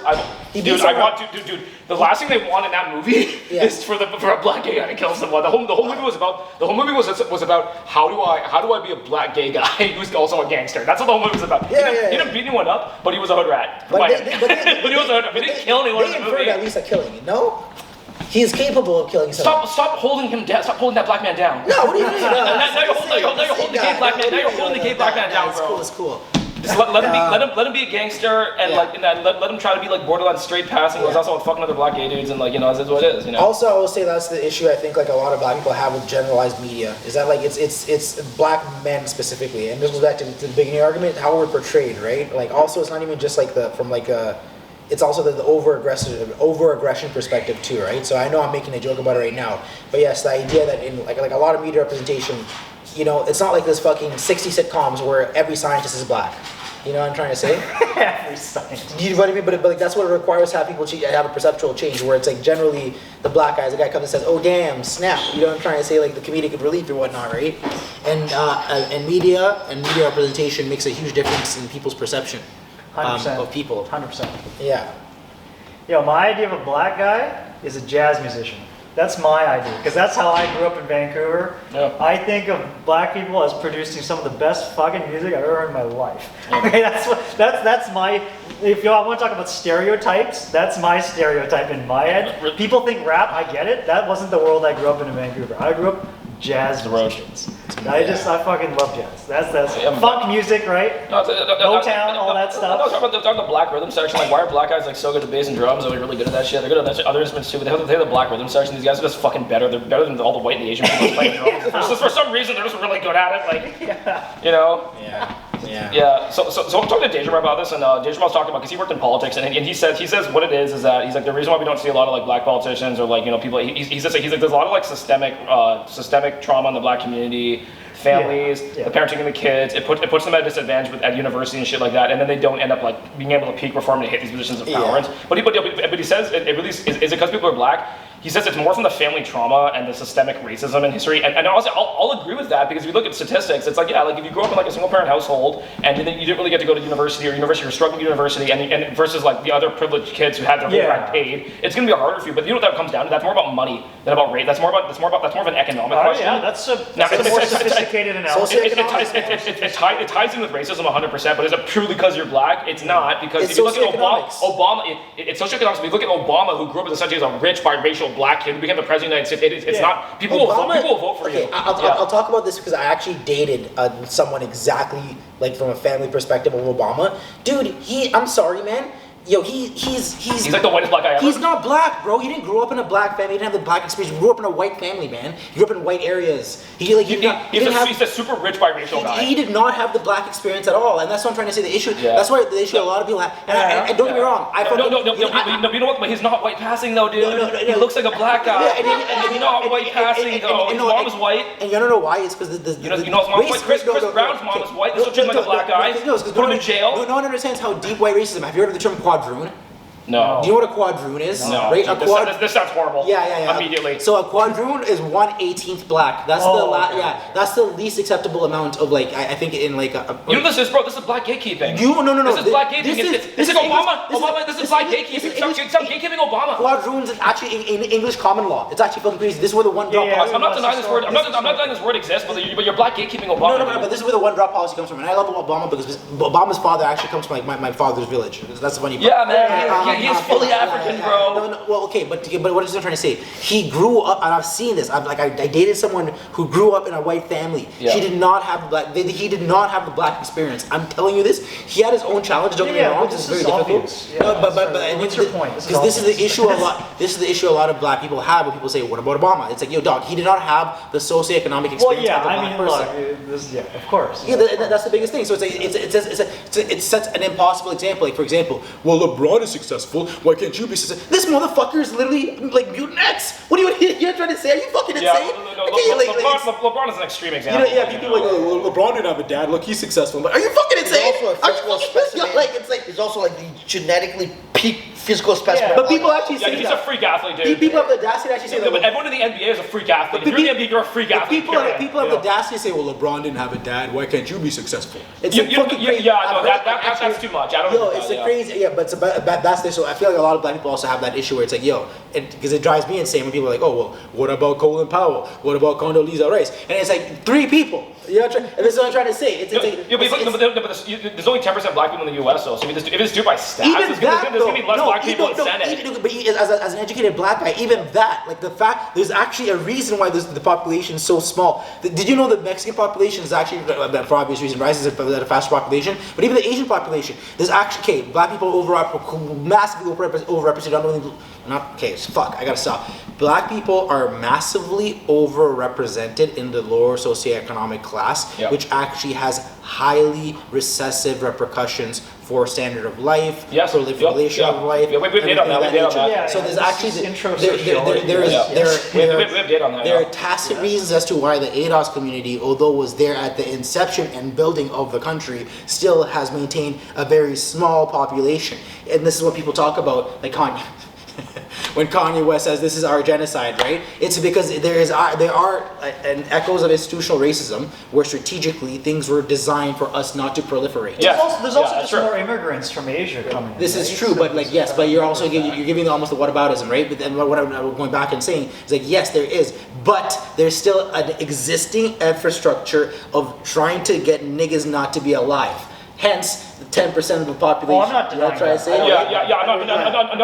None of us are denying that. But when you're talking about the Canadian government, is the Canadian government denying people because they're black jobs? Well, that was the original argument. I don't know, man. I just don't know. No. The Canadian government is so fucking. The Canadian government is so fucking progressive. I would doubt it. The Canadian government, the more minority you are, the more likely they are to give a job. We just changed arguments. So I'm going back. So we were just finishing on like the black population in America. That's a completely different scenario than why public sector, in my opinion, does not hire black people in roles of my preference. That's no. But we were talking also the nepotism thing, and so if you're in a community where people are like, I don't know, like maybe the families aren't connected, people having worse educations, and then there are less successful black people to pull other black guys up. That argument makes sense actually. And but is that about racism or is that just about being socioeconomically disadvantaged? Because look at why there's so many rich Jewish people? It's because they have an amazing system for making successful people. They're really educated. They help each other. I'm really happy you brought that up because life insurance. Jews love life insurance, bro. I'm really happy about that because I can actually speak towards this. It is actually they actually have much more limiting immigration programs or visa programs. Actually, the visa programs are much more restrictive for African countries to come here in large families. Whereas, let's say the whole Ukraine crisis allowed Ukrainians to move here in mass. I'm not saying as to reasons why, but in mass, get jobs, get fucking like mortgages, all this shit, just come in, no problem, right? Whereas a lot of African countries, there's a lot of really restrictive like stipulations for you to come here, therefore limiting us to come in large groups. Is that because of finances? No, it's because of policies. No, is that because of finance education or is that because of racism? It's institutional racism. I actually don't agree with that. A lot of the countries in Africa are less stable than Ukraine. UK's part of the EU, dude. Why are you so confident that it's because I know it's very difficult for Africans to get visas. This is my No, that's not the point. I accept that as a fact, but it's a different thing on the basis of the fact to conclude it's because of racism. Answer Eric's question. I said institutional racism. These are also poorer countries. These are also countries that are less educated on average. Dude, Ukraine's part of the EU, man. You have to think about why the policy is existing. It could be because of racism, or it could be because there's reasons not to let in immigrants who don't have sufficient education on average, that don't have sufficient things to contribute to Canada. Adrian, why is That's that not happening? necessarily. Adrian, why is a country like why are countries in Africa in this scenario versus a Ukraine? No, that's a separate question. No, one argument at a time. One argument at a time. One argument at a time. But this is You do this thing, Odie, where you bring up another important topic, which is important. One argument at a time, bro. Okay, Jesus Christ. Or we're switching topics. Straight up. We're switching topics. One argument is we're switching topics, bro. I'm not fucking doing this. Not playing this game. You can. I feel like maybe you define. I'm not exactly sure how you define racism, right? I define institutional. I actually have standard for racism. What's that? I want a clear standard. What is that? I want to see. Because again, you're talking about policy things. You're talking about things that require quantitative data and qualitative data. You've given us a fair bit of qualitative, but we already agreed with a lot of your cases of qualitative data. I want to see the quantitative data. I want to see cases where educated African people from middle or upper middle class are also being denied disproportionately relative to other reference classes, namely other ethnicities. That would be evidence of systematic racism at the level of immigration policy. That's an example of that. Until I see something like that, I'm agnostic about it. Okay, so I'm agnostic about it. So here's my long-term argument. From an IR perspective, countries in the G20 specifically support Yeah. despotic. Okay, now we're talking G20. No, I'm talking Canada. Okay, whatever. One Specific- argument. One argument. Focus. One argument. Yeah, you gotta stay Or focused. we're off this topic, honestly. Yeah. From an IR This is a fucking tunnel, bro. I'm not doing this shit right now. No more tunnels, bro. Or keep going. No more tunnels. Keep going. From an IR perspective, Yeah. Canada specifically has supported policies to keep in place despotic leaders, right, for economic purposes that do horrendous things to their country and do not allow for generalized progress. The reason why, the generalized reason as to why a lot of African countries have not developed is because there's a lot of despotic leaders who have foreign support as to to maintain being there, right? That has led to a lack of development. And then now, policies are now created that, in my opinion, are regressive, allowing other countries to immigrate here because of certain educational parameters that we were not allowed to get to because of the same country supporting policies and politicians that put us in that exact same scenario. That's a third argument, though. That's a third argument, bro. Because they're going into history. You're not understanding the second But argument. that's what I actually agree racism with is this to me. point. That's what But I'm racism is to saying- me. That's what racism is to Well, me. dude, that's the history of that's the history of black oppression globally. But that's also a third argument. Yeah, I agree with Eric. Like, I hear Okay, your go back to point. the I argument grant- before I actually that. grant that. But the Yeah, point and is- I won't even deny that. I agree with that shit. we Honestly. actually, but we're talking Yeah. a bit more specifically at the level of the policy. Yeah, if you're talking about we're talking about 2023 Canadian you're kind policy. of referencing too macro a thing that it's a bit further along the chain of causation. Yeah. Because Look, that's going back too far at this point. We're talking about 2023 politics. Are they letting in less African? Okay, if you're from Nigeria and you have a master's degree versus someone in the Ukraine, we have a lot of educated. Nigeria now has the most amount of master's degree graduates in the world right now. We have a lot of Nigerian African I didn't immigrants. know that. Dude, why do so many Nigerian people come to Canada right now? It's because because what does Canada want? Being educated and you need to have money. Yeah. So statistically speaking, if you're from the EU, you're from Ukraine, you have a master's degree, then there might be more people in the Ukraine right now who are ready to make that jump, right? I actually But there's a lot of that's Nigerians also here just too. purely a refugee policy. Well, currently because of the Russian war, even before the Russian war. At this time. Like, Right, it's because it's both of those factors, right? It's that they have education and yet they're affordable, right? It's both of those factors that are key for that. of course, they shouldn't be here because of the war. No, sure. But sure, if they were to choose any country, yeah, sure, I think, sure, yeah. and I've worked in Albania, Latvia.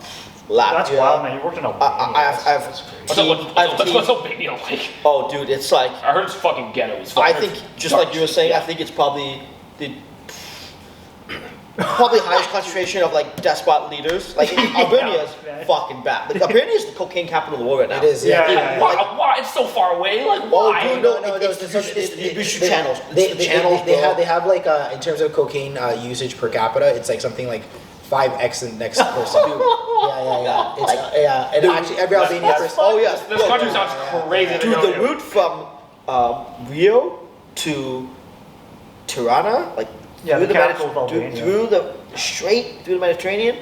There's a reason why that, and then right beside them, is like a massive hub. You can get from Albania to Central Asia. Cocaine. I heard Albania, Netherlands, a lot of people are in crime.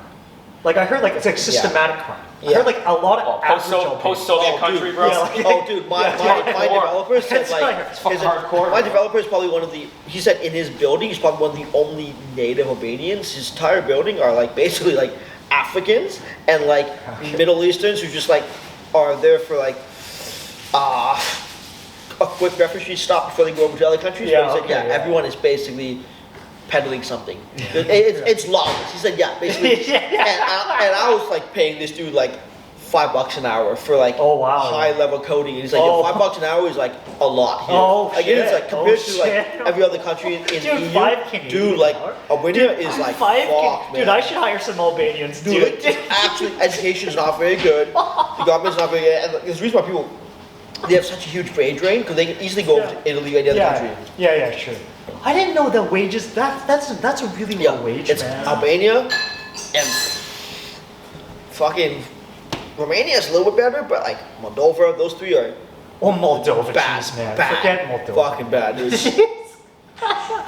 Oh my god. Because I feel like amongst those really small ones, yeah, like maybe Slovenia's okay. Yeah. Kind of, right? They're a bit more educated. They have they're more infrastructure, right? But Albania, no man, don't touch that shit. Or like Georgia, oh man, you don't touch that shit, man. No fucking no. Tbilisi, man, no, that can't be a good situation there. Kosovo. I is have hardly I even a have country. hired out Tbilisi. Oh, yeah? They've been on the come up. Oh, Right? yeah? Okay, Like, they're okay, becoming a lot more okay. anti-Russian over the years. Oh, yeah, okay, right, yeah. Especially Aggression as in Georgia, the, yeah. Especially as the Yeah. expats from a lot of Western expats moving there. Yeah. For whatever reason, like a lot of Londoners live in Georgia. I think Boris Johnson actually has a home in fucking. What That guy's fucking sketch for sure. It's so Bojo's fucking sketch, man. Like, Bojo hanging out in fucking Georgia. That's hilarious. Well, you know, good old Joseph Stalin, Georgian. He's a Georgian born you and know bred what? dude. And, I was thinking about your travels. Oh, yeah? Coming up, I want to see the war. I was telling Odie I want to go to Kenya next year, man. I want to fucking. Go to Kenya. Oh, yo, should we go to Kenya? Yo, I wanna go to fucking Yo, Africa let's next do year, it. man. I'm down. serious, man. I Yo, wanna I'm go to fucking Africa, down. man. I'm fucking Like, down. I wanna- I'll save up. Yo, Dude. I want to go to Nairobi. I want to see some real shit. I want to just. Yeah, go Mombasa like, dude, too, there's man. there's some fucking shit happening there. Like, Well, dude, now there's protests. Now it's a little crazy right now in Kenya. Oh, there's always protests. There's always protests, right? No, right? There's Let's say, election but like- season, yeah. people say there's a lot of foreign actors in the region now. Yeah, all the time. Right? A lot of Yeah. Chinatowns popping up. A lot of like Indian slums in the area. I'm like, Yeah. I want to fucking see. I want to see this. Yeah, man. you I wanna see- want to yeah, see. yeah. Right? No, we're seeing the Chinese economic imperialism in the regions. Yeah, man. Yeah, I'd be curious to go. So that's why I say, Odie, I think you gotta do like a 2-month sabbatical, just to like be in the jungle, be like a place where you fucking like see. So like Austin. So, I would do 2 months in Austin, man. Like So just to like Austin, be in, Texas? Yeah, Yeah, yeah. Oh, okay, Yeah. So like right now the plan is like actually this weekend, before I have the meeting with this guy, Yeah. Oh my God, this is I'm gonna hammer out my own Popcorn contract. Thanks, man. And then I'm Way gonna too do that good. for like 3 months. Yo, it's all spoon, Eric. Through this over. Yeah. Fucking life And changing. then I'm probably for Q4, it's going to Colombia. Yeah. Oh, good for you, dude. You're gonna have a good time. You gotta go on it. You're gonna have a good Yeah, time. yeah, yeah. You're gonna enjoy yourself. Yeah. down there. Like imagine. You're mad bitches, bro. It's gonna be crazy. Oh, that's also true. It's gonna be really That's sexy also very girls. true. But don't get kidnapped, okay? Like, Very you almost- dangerous. you almost they, have- they love fucking they love You foreign almost dudes. have to be Gringos. your finger on the pulse a bit, right? That's alright. It's kind of like, yo, why aren't you in LA, Eric? Why aren't you in LA every quarter? I See should some be. real shit, man. I should be. Getting the finger on the pulse. Cheers. You guys Spoons. want to dig in here? You guys want some too? Want some sauce? Thanks, man. Want some sauce? Popcorn sauce? A little sauce. Man, Cut yo, sauce. has anyone gone grocery shopping? Yeah, Man, I it's, have. prices. Yo, it's fucked already. Dude, I can't get salad, man. Salad's so expensive now. Yo, $7 everything's so fucking expensive. I It's just, more than that, man, dude. It fucking Longos, dude. It's Oh, Longos $9. is expensive. $9. Oh, fuck that. That's fucking no, gonna kill me. I just went to, I just did grocery shop right now. Yeah. And So bad. Longos is brutal, bro. Inflation's killed us all. inflation's fucked, bro. It's actually insane. Like, groceries are so expensive right now. It's quite, like, I'm okay then. Your friend says he's moving back to Argentina because he's like Canada's too fucking expensive. Yeah. I'm not having a good time no more. Yeah, I get it. Oh. It is, man. It's out of hand, bro. It's actually like, it's Doesn't Argentina have like an insane inflation problem? Like, Can you imagine? Yes, they do. Well, he also gets paid in Canadian dollars, so Oh, there you go. he's living like a king. Oh, yeah, you live He's in balling out down there, man. Canadian salary in Argentina. He's got like, Bro. he's 10 extra got, salary, bro. like, he's got like 3 Japanese mistresses. He's like married to this Japanese chick, Holy but like shit, what they the- only have sex like once every quarter because she doesn't like sex. Oh, So he's like, yeah, man, I have 3 mistresses now, shit, right? man. He's been married for like correlated performance. 5 years, man. He's like, yo, man, I need to get a little bit more than once every 3 months, man. Is So it married right now? yeah, they've been married for like I think like 3 years, or like dating Dude, for I thought like. this guy's a fucking whore. He's like, I've been fucking all these hoes, and I'm just like, and you're married to a fucking all Yeah, these so you know he's like Argentinian, speaks Spanish, right? Speaks Japanese. So he's all these Japanese groups, and like got these 22-year-old Japanese girls. Gaijin Hunter. What a combo. Gaijin Hunter. He's like, yo. Fuck. He's like, do you use Tantan? I'm like, do I use Tantan, bro? Why the fuck would I use Tantan, bro? I'm on Tantan. I like Tantan. I'm on that Tantan shit. actually, Tantan. I hate the dating apps, but recently decided to foray back in. Yeah. I'm not a fan of the dating apps, but it's like whatever. Actually, it's easier for me just to like meet people in real life. It's actually much easier to go on dates. I'm good. You know what's funny? Actually, I almost feel like it's hardcore like dating season right now. Yeah, it is. Yeah. Fucking season. Yeah. Hardcore right now. I'm actually. Yeah. People getting out of cuffing. They're getting out of cuffing season, ready for the Yep. summer, man. Yep. So it's been a pretty interesting time. You know, it's definitely had, people reaching back out to you out of nowhere. Hey baby, how you doing? You know, yeah, it's like, oh yeah, what are you up to? Oh, I'm just recently single.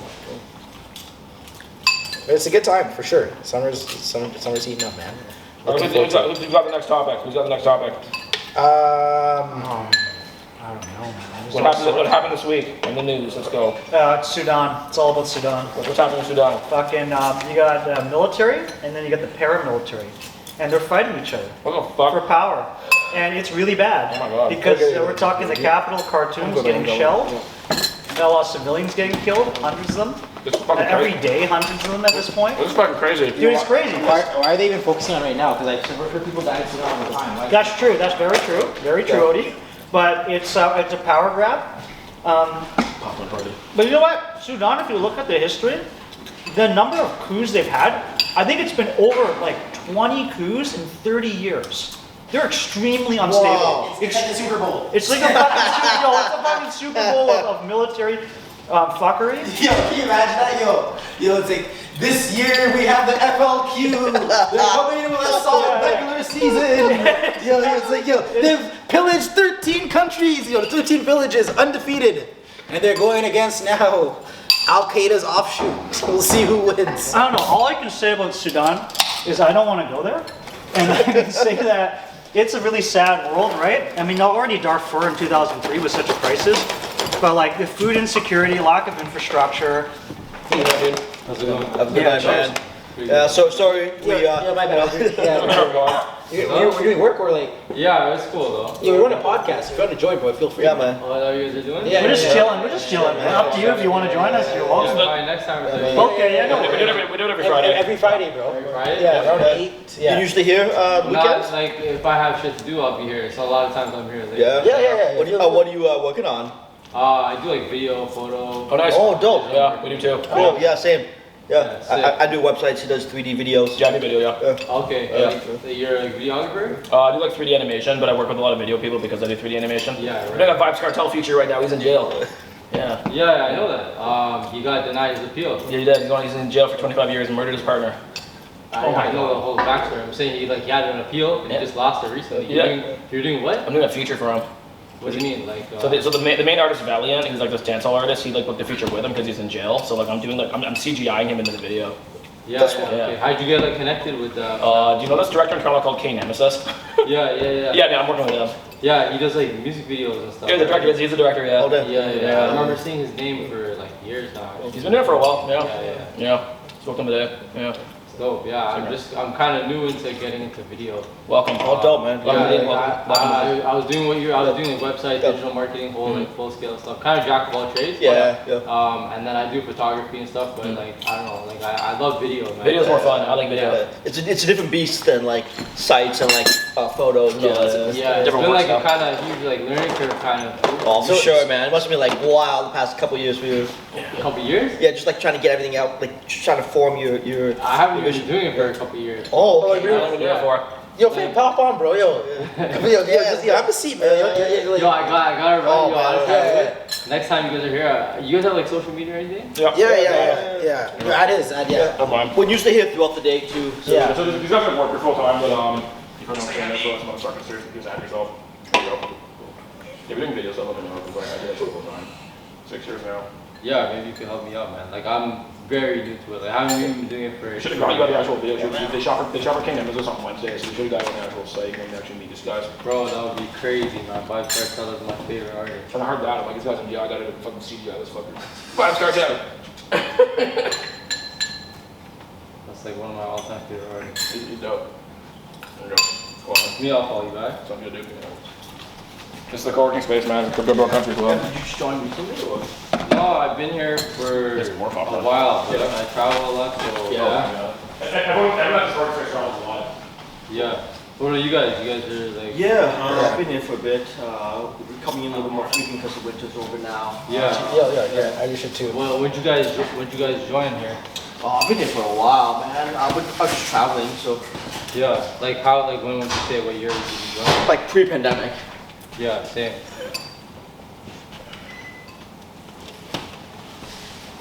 You guys like know each other from like before? Just from being here. Yeah, there's a lot of creatives in here, a lot of entrepreneurs in here, so it's been dope. Like, yo, just do a podcast. Yes, tap in, bro. That's it. Actually, yeah, it was because I was running. I had like a podcast before. This guy's a creative guy. Yo, It's a good opportunity to do some self-marketing too. Yes. You know? Yeah. Yeah. Set up your Yeah. side, though, For sure, that's dope, man. Yeah, I haven't really like. I've been here since like probably like 2018, but like I haven't been here a lot. So like, I've met a few people, but I don't know. Like people kind of come and go too, right? Yeah. It's very transient here because a lot of people, like they'll be here for maybe a couple months and they'll go like work in like Europe or somewhere else for a couple bit. Where I don't know what I'm supposed to be learning. Yeah. I'm like, I'll watch it and I'll be like, okay, I gotta learn. I'll make a video and I'll be like, yo, it's not dynamic enough. I don't have enough like camera movement. I gotta learn how to do that shit. Okay, I gotta learn how to color grade. I gotta learn how to like how to tell a story. Like there's so much shit, but like I don't have a guy telling me like learn like a curriculum type. I recommend it if you can get like a really like low cost online crash course that'll take you through maybe like 10 different like sections. I wish you those for animation. They do like UV modeling, surface texture, and like they make you do like a bit on every single one, so all your bases are covered. So you have a decent foundation. I got animation school. But if I had that at the beginning, it would have been less disorienting. Because when I came in, they're like, "Oh, let's do characters day one." That's like, "No, you shouldn't be doing that." But I kind of mistrained myself and did the hard way. And over the course of time, it worked out because like I just learned what my clients were asking me to learn. Because the clients were like, "No, this needs to like better that rendering, the texturing. Like you need to know more shit." I know how it is though, because you go on YouTube, type in like how to do this, and there's like a bazillion tutorials, and they're all not in the right order sometimes. Even for us, like I bring on, so I have like an agency, and every quarter, every semester, we bring on students from really every college or art program in the country, and there's no program that is like the right program. Because we've had students who are like, all the students, they come in, they do like a 4-year degree, and I'm like, yo, like It's broad, right? Yeah. Like, it's not like focused on one thing. Or yeah, it's broad. They're not ready because they're not being taught it. Like, and whether it's a college or a diploma or degree, and I'm like, shit, there's no consistency in what the students are being taught. Most will come in unprepared, but some come in just really unprepared because literally the curriculum they got is like just outdated by legit like 10 years or maybe 15. I'm like, oh and shit. this is what field you're talking about, like this is Like for like web? for web, for product and all that. And I'm like, okay, well, you're learning graphic design, you learn a little bit of coding, but what school are they coming from? Because you know how there's like schools like Hacker U, I think it's called Juno now. yeah, right? Juno, Hacker. They're more like up to date. I think, right? They're probably cream of the crop in the city, like they're probably the most up to date. But even I've had students come from like Bitmaker or BrainStation. Yeah. Like just like I get it. It's like a crash course. So you're not gonna get like everything. You have to do it on your own. That's the thing. Like I did Juno, like Hacker U, but not the full thing because I thought about it for a long time. Like I did their like intro, whatever, like up to like I think JavaScript, and it was just Did you find it was worth it? Huh? Did you find it was worth it for you or? Like okay, so the full time program that cost like 10 G's, I was like, yo, I can learn this on my own. Yeah. I don't need to pay 10 G's to learn this. But like the intro, whatever, I think that was like 1,500 or 2,000, whatever it was. I'm like, okay, that was kind of worth it because the resources I got out of it. Yeah. Whereas like they still kind of kept you in like the Slack and like you kind of gave you some resources you need help or job postings, shit like that. Yeah. But like for the full-time program, like I don't know if I want to go this route. I'll just rather like be self-taught, especially because like most of the stuff I did was WordPress. And, like they didn't really teach WordPress. They were not teaching specific shit that that's I needed one. to know. Yeah, that's one of the things. Like before I went into design, I had been coding since probably I was like 15 when I was pretty young. Yeah. A lot of the work we do now, the agency, is like WordPress, Shopify, all that. And I've just been self-taught on the development side, but I'm formally educated on like the design side. And I'm like, I think anyone can like probably self-teach himself to code. Yeah. Like whether you're just doing WordPress or just like basic HTML, like there's enough really good high quality resources there that's like, like the paying for access to like courses, I guess it helps to give you like a mentor to keep you accountable. For sure, for like coding, especially with like how compared to like design or maybe like even like videography, like there's millions of really actually good resources, and like people out there who are like giving the shit away for free. You just have to know if it's, you just have to be able to assess it, right? Yeah, and in terms of video stuff, so like if you go to like Sheridan, for example, for the animation program, they teach you Maya and Houdini. But if you actually want to freelance and be like a solo, so Maya and Houdini are designed for like big studio pipelines, like Pixar, like you're gonna have like 100 staff, you're gonna have everyone in an apartment. Yeah. If you're like a ghetto freelancer like me, man, it's like Cinema 4D, Unreal Engine. They don't teach that in school, and the reason why is because like they're like small studio production size things, but they're highly effective, and most people and a lot of companies use them, and companies also hire for that too. Like if you're at a motion design studio, they want you to know Cinema 4D only. So it's kind of like, when I looked at that, I'm just like, that's what I learned. I'm just like, okay, so I learned the more janky program, but it kind of in some ways predicted my career. I can always learn by if I need to, but like for the clients and everything I work with, they don't have like six-figure budgets. They might have like a smaller budget. We need some small commercial work done. We need it quick and dirty. We're a smaller business. We need speed. We don't have enough budget for 12 people. We don't need like crazy special effects. If you want to be a specialist, then you need to maybe go to school or like have a more intense sort of like structure that way you can learn something more hard. Like Houdini, you could probably spend a year learning that. It's really that hard. Yeah. It's like learning a freaking program, honestly. So that's my advice. That's in terms of CGI. In terms of like film stuff these days, like I swear to God, you can probably learn most of it online. Maybe a basic course to sort of make sure you're not missing anything. But you can definitely, because like because like video, in my opinion, it's not really that difficult. Even color grading, it's not really that hard, man. That's like one thing. Like DaVinci Resolve, like it's not. You can learn that in maybe like 2 days. Yeah. Like Houdini's brutal. Houdini's like you spend like a year. People have master's degrees in that shit. Like it's brutal. It's like that's a hard program, and even Maya's pretty hard. Yeah. And like color grading is almost like its own thing. Like there's people that It's on the department. Yeah. Yeah, it's on the department. Yeah. Yeah. Yeah. I just use Premiere Pro, After Effects. I use Premiere. Yeah. Yeah. Yeah. There's also Nuke. You can use After Effects or Nuke.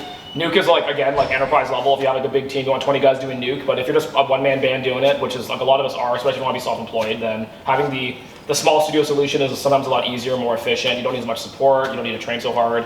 Yeah. And as long as the clients are happy and they're paying you, that's really where the rubber hits the road, man, because that's the reality. It's just like, you can learn all this theoretical amazing stuff, but if the clients aren't gonna pay you to use that software, then like, that was fuck that shit, man. It's like, get paid, dude, like, you know. Yeah. They're paying you to use After Effects. I use Premiere, I use After Effects. I don't know Nuke, I don't know Houdini. Well, I mean, the clients don't really give. I mean, unless you're working for a big studio, Yeah. the clients, if you're Yeah. just like a freelance Yeah. studio, whatever the clients don't give a fuck what you use, they just want. They want results. Final Yeah. product, right? They just want results. Yeah. No, like, as long as you deliver, the clients, they generally don't care about like, They want yo, results. do you Yeah. have like this degree? Do you have this experience? Like, yo, if it's good, they'll be like, yeah, it's good. I'll pay you. Here's the wire. Like, they don't care, man. Yeah. Yeah. That's Yeah. good, man. Well, And that's man. kind of the work that I'm kind of falling into, right? Nice. Yeah. I was living in Mexico for like the last 3 months. Yeah. Oh. And I was training in a Muay Thai camp out there. Oh, And dope. they had a fight event. Yeah. I was supposed to fight in it, but they couldn't get me an opponent. So I Oh asked shit! them like, yo, You had a can I- fight? Yo, that's wild, bro. You had a fight? You had a fight? Damn. I didn't end up fighting because I didn't have an opponent. Yeah. I do fight like here. Yeah. But I'm gonna go back and fight there. No, hopefully, but like, next where do you train? Where I train here? Yeah. South side in Scarborough. Okay. Yeah. Yo, cause I do some kickboxing, bro. Whereabouts? Well, at Value Cow, there's like one place where TKMT a little bit, but I know like, TKMT. yeah, TKMT, but TKMT is a bit like, yo, there's no place. A Value Cow, Mauricio allows people to spar. I don't know. I know Muay Thai gyms. I don't really know kickboxing gyms here. Yeah, no, it's Muay Thai gyms, honestly. Yeah, Yeah. yeah. Yeah, but were you like down in like Tulum or like whereabouts? Tulum, Yeah, Tulum, cool, Tulum cool. Muay Thai. So like the gym owners, they actually came there during the pandemic from Phuket. Okay, cool. They had a gym there, and then like because of the whole like vaccination shit, whatever, they like I think they left. They couldn't get back in, so they ended up going to Mexico. Mexico was the only place that was Shit. open, Yeah. and then they just kind of like they opened the gym. They were just like they were ended up there, right? So they opened the gym.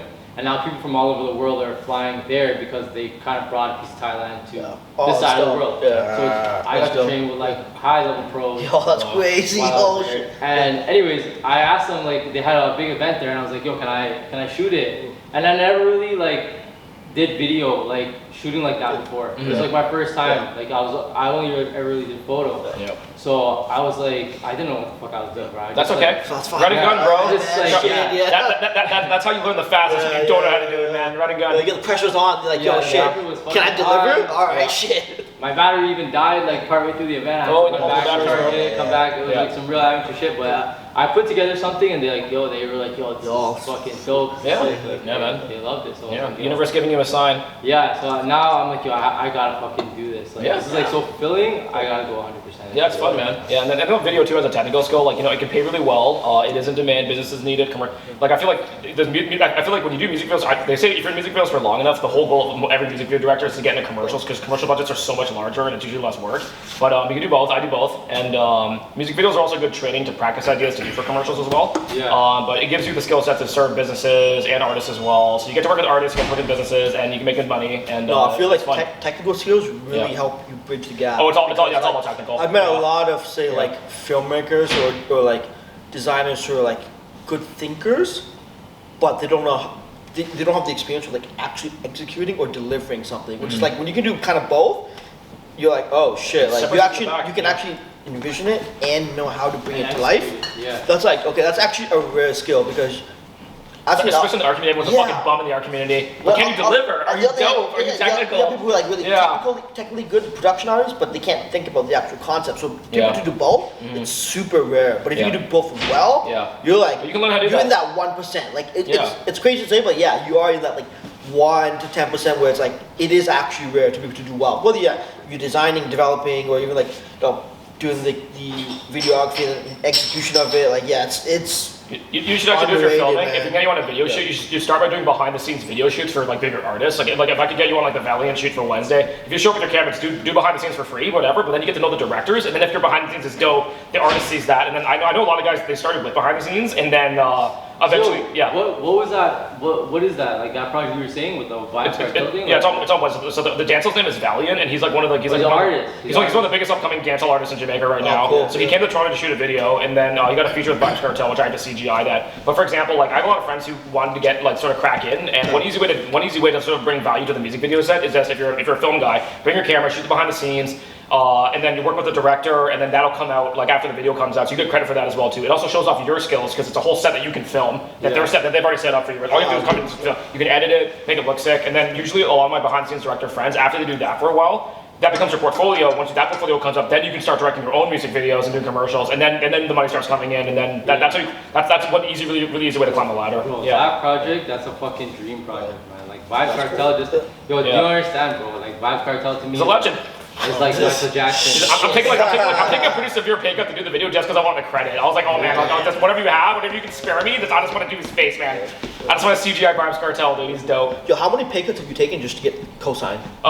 Sometimes like the American clients, like sometimes it's a high pay and also a pretty sick credit. If it's not, I'll do it. I think they honestly most of them they pay me, man. Yeah. You know, because I wouldn't be able to afford to do this if they did it. Most of them they do pay me. And also if they pay you, they're also a lot more serious. Because sometimes if you offer it for free or a really big discount, the only reason I'm even doing with this director is because I know I'll work with them again, so I can trust them, and they also pay me up front. So I'm like, okay, so like the money's not gonna be an issue here. Let's just work. It's also not very difficult, but if they want a whole video, you want me working for 2 months or something, you gotta pay me something, dude. That's ridiculous. How did you link up with those guys? Referrals. So I'd say like maybe like 10% of my Toronto's kind of gatekeepy, but once you kind of know some people and you're willing to do stuff, everyone kind of knows each other over time. Yeah. You know, like I know I think you know Kid Studio. Do you know Kid Studio Toronto? What is it? Kid Studio. So they shot all of Drake's videos, The Weeknd, with Big Sean, Taro Emod, Disclosure. Like they won Juno Awards. Yeah, but like we all grew up together, so gotta know those dudes. And you know, I have a couple of friends who got into directing for like some of the bigger artists in Toronto, like did 88 Glam, you do Anders, you do Roy Woods and stuff like that. But I shooting BTS at Kid Studio Videos. That's how the guy got in. He would just show up and just shoot BTS, and then had enough of a portfolio to eventually start pitching to larger artists. And you just have to build your portfolio. I'm still working on my reel. Every artist, you always have to just work on your reel. Your reel is like your value. So it's like I've been slacking. I've been submitting a lot of like contracts that don't really belong to my reel, but I need to build up my reel even more so I can book for even bigger things. So it's all about just building up your reel. Like when clients are like, you know, we want to hire you, show us what you can do. Yeah. It's all about the reel, you know. So. And then over time, your reel will sort of determine the steps that you're going into as well too. Like if you do a lot of commercial stuff, you'll continue to get better for commercials. You know, you do a lot of music video stuff, you do a lot of rappers, whatever. You do DJs, you'll get booked more for that. You do festival stuff, you do beverage stuff, you do like car commercial type stuff, automotive. You know, there's a lot of. Sense, right? Because that's what they'll see and that's what they. I know a dude who was doing drone footage and videos for like the dispensaries around Canada. So he became like the niche guy for that. He's like, oh, you have a new dispensary for like whatever, like Aurora. Yo, I'll come and I'll do like an amazing presentation video for your whole operation. I'll fly to Alberta for it, like things like that. I know one guy, that was his niche for like 2 years. Yeah, so I don't really want to do that type of stuff, but if it paid good, maybe. Like, I don't know, but yeah. So what do you mainly do, like Mostly music videos, mostly commercials at this point. Yeah, That's sick, man. It's been a good ride, yeah. Music industry is shit sometimes. The budgets are sometimes terrible, but you can also pitch them really creative ideas because they don't have a lot of money, and they'll give you a lot of creative control, and then you can get paid something to like train and also pitch a new idea. Yeah. Like that's a hack I do. So because the whole thing, it's all about getting paid to train. That's the real hack, because we can't keep training for free. We'll lose money. So we need to find ways to get better, improve the reel, train some new technical skills while being paid something to do it, and that's the balance over time to like make it happen. Like that's the best advice my ex-manager ever gave me. So Was he was like, you'll try new shit, like why? Yeah. Okay. Sometimes I don't even know the software. Some guy's like, okay, like, can I do this on Unreal Engine? He's like, you know how to use that? I'm like, no, but I'm gonna try to learn how to do it on your video because your budget's kind of shit, and like you're gonna pay me something to do it. And the guy's like, okay, go for it. The big labels are like, nah, absolutely no technical risk. The big labels are like, fuck off, dude. You better know how to do this. We're paying you this money. If you fuck this up, we're gonna sue you. It's like, but the smaller guys, the smaller rappers are like, well, we don't really have a big budget, and I'm flexible, and I'm a new artist. Just make me something cool. And then that's when you pitch them like, yo, I have this really crazy idea. I have a whole folder full of failed pitches that all these other like artists rejected, and if they don't take the pitch, I just put them in a folder, and until you have like 60 pitches deep, like treatments and video treatments that people just don't want, and then like over time you're just like, I could just like resell these again and again and again until someone takes my idea, because the idea is I worked on that pitch. That pitch is amazing. Can someone please buy this pitch? You do that too. Yeah, man. Welcome to the industry. Thank you, bro. Welcome to the trench, bro. Good luck, man. Good Seems luck. like you're deep in it, so Yeah, good well, luck. I'm down to get like fucking get grimy. And just, like I know Get your it's feet gonna wet. be, I've done other businesses where I started with nothing, no idea what the fuck I was doing, and like made something out of nothing. So I know how it goes. I'm willing to fucking Sick. But you also have that, the reference point, because like you were just in IT, so you know that like shit. Well, I can either get like a steady paycheck and like grind away at my soul, or this kind of cool shit I'm doing, right? It takes a lot more work, but also I feel a little bit more rewarded because it's kind of cool, I right? can never go back. Oh, you're a lifer now. Shit, man. The art life got you by the balls now, man. Welcome to the dark side, man. Yeah, well, like after I left IT, it was I kind of was running a small agency, like like you were, like a web agency pretty much, web and marketing, whatever. That was what was keeping me afloat, and like it was cool. I like doing that, I like design and stuff, but it just wasn't like, I was like passionate about it. I like it, but this is something that I actually like enjoy doing. I'll sit there for hours. No, man, it does take like. It takes a bunch of experiments to even see like what you want to do, right? Because like when we started, we were initially a branding firm, because I came from like a graphic design background, and I'm like, I love doing logos, I love doing brands, I love doing like commercials. I love typography. Yeah, I love all that. Typography. A year into our business, I'm like, I fucking hate this. It's so hard. It's not rewarding. Let's try and do a little bit of an extensions to social media. Same thing. Second year, I'm like, social media is horrible. And at that time, we're starting to get a lot more web clients, a lot more Shopify stores. And I'm like, this is like way easier, more interesting, and just more like, just breadth in the projects, right? It's like, okay, it wasn't just do a social media post and you're done and you don't get paid for like another 6 months. It was like, you build out a whole thing, and I'm like, this is what we do. This is what we're good at. This is what we're gonna stick at. But we had to take 2 years of like making shit pay and no money to realize, we probably shouldn't do this. We suck at this, man. The fact you have the balls to like take that risk and like go through that, man. A lot of people, like when it comes down to it, they don't. They run back to stability. Whatever. It's kind of like stay in the plantation or escape the plantation. Do you have enough freedom to escape the plantation? You also have IT skills, which is really amazing. So it's like you might have some business clients where you go to them and like you're doing their video, and then they're like, oh yeah, our website's also can also fix our website, and then you can get like double the amount of revenue. So because that's a skill I don't have. So it's just, whatever skills you have, man, like don't view any of it as a waste of time. Like view it as an additional skill that separates you from the pack. Because now when they come to you, man, that's like you might get a business where they're just like, yo, we need we're doing a music festival. We need you to do all the video, and we also need you to fix our website and run all like the back end and everything. They'll pay you so much money to do that, bro. And if they have one guy to do it, you'll make even more. Well, even to that point, who the fuck can do video and IT? That's hard, bro. Those are opposite skills, in my opinion. But even to that point, it's like, man, the number of like high quality projects. We used to think like we do it all ourselves, but then we started partnering with like other creatives, other agencies, and I'm like, Like, this is so much easier. No, I think that's necessary. Like, You it's can't so do much everything easier yourself. to Sometimes work you with can. like the video guy, Yeah. and we just host the video Yeah. and not work with the video. I'm like, oh man, this is crazy. Like all these other agencies, I get it. They're good at what they do, and they're like, we don't touch web. We'll hand off the web to you, but we do this. I'm like, cool. We'll get our cut. You get your cut, Yeah. and it's like way easier as opposed to fuck, man. Like, like do you killing want yourself. it? Yeah. Like, do you Yeah. want to do a video just with me? Oh shit, I got to go form a whole team, but. Yeah.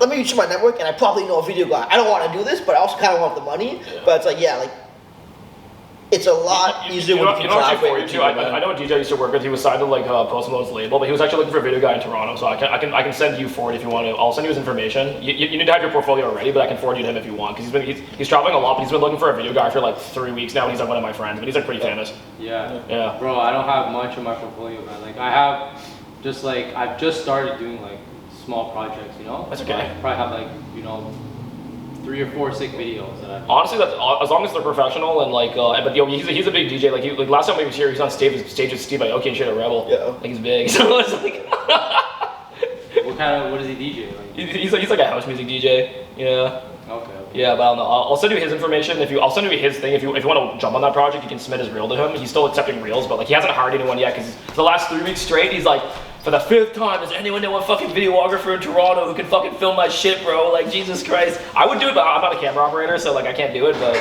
you know. You just edit and you just 3D. So like I work with video people because they film, but like I'm an animator and like most of the time, I'm weird, bro, because like my job's almost like being a programmer, where it's like I have clients all over the world getting me to animate their stuff, and like I never meet any of them. I'm never on site. I never fly for anything. So like that's one thing I don't like about my job, but it enables me to work in almost every country because I have clients all over the world. Yeah. So 3D is fun. And during the NFT boom and like NFT crap, metaverse stuff, it was really good to be an animator because it was a super in demand skill set. For sure. Yeah, like last year. This year not so Do much, you, but do you last know year. Jordan Orem too, or? Oh, I know Jordan Orm, yeah. He's pretty sick, yeah. Yeah, I went to high school with him actually. That's crazy, I fuck. play football with him. Yeah, that's crazy. He's a sick director. So yeah. he has hired, right? Hire. Okay. You guys know that? So he has, He's a high level director so now. he created this group. I would just follow him on Instagram and follow the Hired Hire website too. But basically, he tries to create opportunities for ethnicized people from the GTA Yeah. in film and media. So I see always constantly like videography roles or this, that, and the other available there too. He shot some really big videos, and he was also part of the remix project. That's probably why he does that. Because remix is all about giving back. So the remix project in Toronto is honestly like a great source for producing more industry people. Yeah, Yeah. man. I was too old to join that. Like even when I thought about it like years ago, and I was like, oh, like it's too fucking lame. I think you're Me right. too. Yeah. Yeah, That's but okay. it was a good it's a good program because of the network that they have, right? For sure, The yeah. places they place you at or whatever. And the opportunities and alumni and stuff. Yeah, man. Yeah. Well, this is a great co-working space because everyone here is like we're all kind of like in this foxhole trench together, right? We all kind of support each other to sort of like figure out the goals, and Yeah. it's a great brain trust of people to sort of like just get better at their shit. Yeah, man. Yeah. I'm glad I met you guys because honestly, I've been like for the past while I've been coming here and I haven't really been seeing anyone really. Like, you know. You usually here on like the weekends or like just. Not really, bro. Like, I try to come like during the week, but Yeah. I just haven't been here for like the last few You months. were Yeah. for the last 3 months, Yeah, right? yeah. Yeah, so I'm back now. You guys here like during the week? And Yeah, stuff? I'm usually yeah. we're here throughout the week, man. There's always Yeah, a good crowd here throughout the week, so Okay. probably Yeah. see you around, dude. 100%. I'll see you guys around. Cool, man. Nice to meet you, bro. Yeah. Get home safe, dude. Get home safe, eh? Easy, yo. Welcome to the industry. Yo, actually, very randomly, I know this is completely random, Sure. change, but man, I've been actually just talking about like software and tools that help you and whatnot. I've been delving a lot into like AI tools, and there's like, a lot of crazy tools now for like sales and stuff. Oh, yeah. One of the really interesting ones I was talking to a friend of mine today was like they have like this. You don't talk about Chat GP3. Adrian's gonna, have a, aneurysm, man. Basically using AI for really interesting things in lead generation. So for example, there's one where basically mass email marketing is a thing, right? But now essentially there's a mass MailChimp. There's a mass email marketing platform that'll actually personalize each and every single email, and the way it does it is it actually scrapes their LinkedIn, not just for their posts, but not just for like their jobs, but for their posts. And so it's pretty cool. So you can send out like 1,000 emails at a time, and they're all like personalized to each person. That's pretty useful. And there's also a really cool one too, where Okay, basically alright. it's like for sales calls, where it actually it finds information on the person and it provides it to you while you're on the call with them. So it's just really cool how like AI is being used in like a lot of different ways, like tools and 6 software. grams of sugar. Yeah. I think I ate too much popcorn. I gotta stop popcorn. Yeah. I'm getting some weird sugar crash shop. Oh yeah. Yeah, like, and actually, yeah, on the topic of that, I found another one, Walaxy. It's like a LinkedIn automator. So like, because like the issue with like LinkedIn I find is that it's actually pretty hard to like reach out and do mass messaging for your own network of people. So that's like a pretty solid one too. So I did a test one today. I sent a message to everyone that knew in Toronto. So you guys all might have gotten one. That's not me. It's a bot. It's the bot. Yeah, it's just saying no. Because I was like, hey, what's up? We haven't talked in a while. How you doing? And then just sort of see if you can connect and follow up. Yeah. It's actually good to run other kind of like people like that here. Like I was totally random Friday night. Run other people like Shannon. Like probably year one to do in video production. Like I've been there myself. All my friends have been there myself. I'm like that's one thing I want to do in my career more is put other people on because there's enough work within my circle definitely at any given point where I can like probably flood other people if I had to, or even get them started. Even just plug them into like one good thing and he's dope. You know. It's hard to find good people, honestly. It is. Yeah, man. So, like, you ready for Asia? You ready for Asia trip, bro? Man? It's gonna be crazy, bro.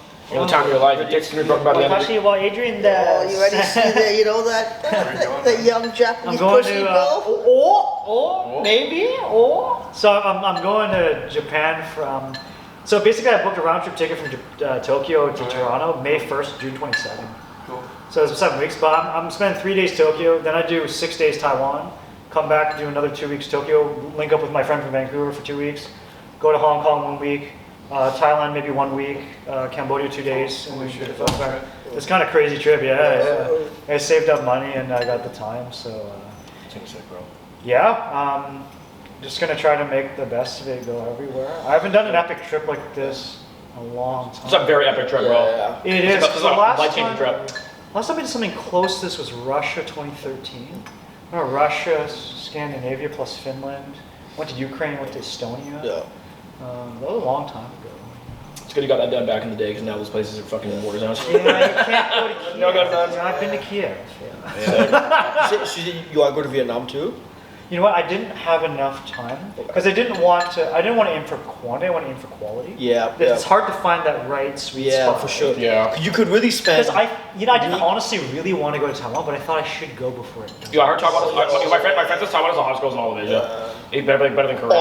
Yeah, I believe it. Yeah, I need to go there and verify, but I've You know seen what? photos. I've never actually met an unattractive Taiwanese girl. That being said, I'm also the same. Yeah. maybe I saw one and I didn't know she was They got a good Taiwanese, gene but it's pool like there. Good gene pool. I've never met a girl that says she's from Taiwan and she's unattractive. Actually, as a matter of fact, yeah, they're generally like Most Taiwanese girls are minimum like 7s. Ridiculous, I've met some like minimum 7s. They have a good gene pool down there. You know, it's it's a good country to visit. Hold on, sorry. On the topic, I know. Wait, which one? Taiwan? Taiwan. So You've been before? Yeah. It's Taipei. I think it's. I'm just going Taipei for a bit. Yeah. You know, I felt like it was a bigger Hong Kong. Okay. Since it's like very democratic. Obviously, like More people stuff speak there. English, Mandarin, Japanese. Like it's like just a very I'm diverse. excited actually. Yeah. Very diverse. Because that was a last minute decision. Yeah. I think it's a good decision. I think also it's Yeah. relatively affordable. Okay. Although I it's heard the food there is really good. yeah, although it's like Yeah. Hong Kong, like it's like architecturally, culturally, it's cheaper. It's like almost like I mean, they still make a lot of money. I'm just thinking, but It's still a rich country. yeah, it's still a rich country. But Yeah. food wise, like street markets, I really like Taiwan. I heard the food there is like spectacular. You spend way more. You spend way more. So in my Japan. goal actually in Taiwan is to do biking. Okay. Oh. There's actually a lot of nature to see in Taiwan. There's a lot of mountains. You can climb some really epic Yeah. mountains there. Yeah. I don't think I'll do that, Yeah. but I will go biking. Yeah, I got a colleague who's from Taiwan, so she gave me some recommendations. If you're Yeah, that. Yeah. I'll see a couple things. Yeah, no, it's kind of tricky because I actually have to do a job interview through Zoom while I'm in Tokyo. Okay. I'll probably have to do 3 or 4 more while I'm traveling. You can handle It's it. kind of tricky, You- yeah. you- Just need a stable Wi-Fi. It's the time zone. Yeah. Because I applied, so I've been applying tons of academic jobs. Good. So I have another interview with a Hong Kong university, and I got an interview with a Moroccan university. Random. Yo, so Morocco. random. So I was not gonna apply. I was like, where the fuck would I move Move to Morocco? Casablanca? But then I looked at the university. It's Mohammed VI Polytechnic University. So I was like, what the fuck is this? So I looked this shit up, right? It's fucking like, dude, guess how much their endowment is. Actually, first guess how much U of T's endowment is. How much money do they have in terms of the treasury? They have $1 billion. A little over a billion, 1.5 billion. Okay, okay. Guess how much Mohammed VI Polytechnic in Rabat makes? Arab money, 10 billion. Probably 10 billion. Arab money, Okay, 10 billion. so not bad, but 4 billion. Damn. So dude, they're Wow. 4 times more money than you. So I was like, okay, you know what? I've never I even guess heard- I will apply. I've never even heard about this. Dude, I never heard of this shit, dude. I never heard of it. So it turns out, this is so funny. So it turns out that it's actually partially owned by OCP Group, I think is what it's called, which is Morocco's largest nitrogen fertilizer company. Oil. Arab oil money, bro. It's actually not oil, it's fertilizer. Doesn't fertilizer come from oil? No, Part of no, it, doesn't part of it come from oil? No, what you No. mean is, in order to produce some fertilizer, You need you hydrocarbons. need The a oil input, right? thermodynamic process that requires Yeah. oil. That's Yeah. what you mean. Okay. Yeah, but fertilizer itself does not come from oil. Okay. Yeah. Well, I No, thought they it's used it phosphorus But or fer- nitrogen or sulfur. But fertilizer It's called is potash. like connected to the price of oil, though, right? Well, but I guess everything is, right? Everything's connected to the Yeah, price of oil. everything is. It- Yeah, there's- in that there's- sense. but there's like small amount of markets that actually produce like fertilizer on a large scale, right? Correct. That's the biggest thing. So it's- Morocco, Russia, Brazil. yeah, so the areas that Canada. they do produce and make a lot of money. So off of anyways, it. it's so funny is that it's almost like they put that they made a quote unquote non-profit university with them. So I was thinking, what the fuck? So yeah, it's a position there. So I have an interview with, I don't know when the interview is scheduled, but I've confirmed I have the interview. I was like, what the fuck? That's a weird position. Damn. So anyways, Sounds good. but yeah, I'm mostly there just to travel, just got to do a couple interview calls at the time. It's pretty light. Should be good. I'm literally just bringing one small backpack. I'll have like 5 pairs of underwear, you Yeah. know, Holy 5 fuck. pairs of socks, one dress shirt, Oh, dude, you're like small laptop. full backpack. So I did that last time I was in Japan. I did Wow. one backpack. Wow. Whenever I travel, actually, I've been doing this for a while. I just have one bag. Good for you. Same. I haven't man. done a carry-on in 15 years. Dude, same. Yeah. 100%. Yeah, insane. I wish I- I if wish I could do necessary, that. just buy cheap clothes. Yeah. I'm not looking there to be fancy. Right? Yeah. You just need to get through the shit. What- Yeah, and if you haven't yet, I would recommend, I mean, especially for your tops or... Yeah, I'll wear one like dress shirt. Yeah, or I mean, just have like also one like sweat wicking shirt. Oh, like, yeah. If you have like a... Oh, true. I got packable jacket. Yeah, if you have like a, Small for example, like a dry fit shirt or like a anti-sweat shirt from like Under Armour, those can go literally like weeks without being washed. Like, Oh yeah, they won't like, smell, like, eh? They won't smell. Yeah, like, yeah, that's a good point. That's a like, really good advice, That's what I usually especially have. in Asia. Yeah, That's what I usually have is like, you know, especially like if you need to if you need to wash like these like the sweat wicking shirts, especially the Uniqlo ones are very good. You don't have to dry them. They just need to be washed. No drying. You shouldn't be drying those. These are good Yeah. tips. Dry fit. You can get like Aerism from Uniqlo. I think they're $20. I felt that they held up pretty I good. didn't know all those areas. No, hacking darts, chain smoking French dudes in cigarettes. the back. French dudes in the back just like just chilling, actually enjoying the show. I'm like, this is disgusting. I'm out here in 10 minutes. Yeah. Shippers harassing you for tips. Ladyboard surgery's gotten very good in time. Oh, is that right? You won't even notice, man. You can't even tell a difference, bro. Oh. You can't even tell the difference in your penis inside. Can't tell the Oh my difference. The gosh! pussy's the Until same. they take off the penny. Oh. Oh, that's not what I was thinking. You see a big cock right there? Big cock on your forehead. My God, big cock. Big cock on your forehead, bro. She turns the lights off. Her voice is kind of. It's kind of like, you know, deep. how do you know you like chocolate ice cream versus vanilla unless you try it? Oh. You see- I really don't like that analogy. You see the ice cream sitting there, but you don't ever know. You never know. You see it. That's a good gay guy to tell you. Like you don't know if you like Yeah, needles yeah, and try it. I'm like, I'm not gonna do maybe the it. chocolate sits in vanilla. Once in a while, you get a little bit of taste. You don't know. Yeah, I'll go pause Give it a shot. Give Give it a shot. Yeah.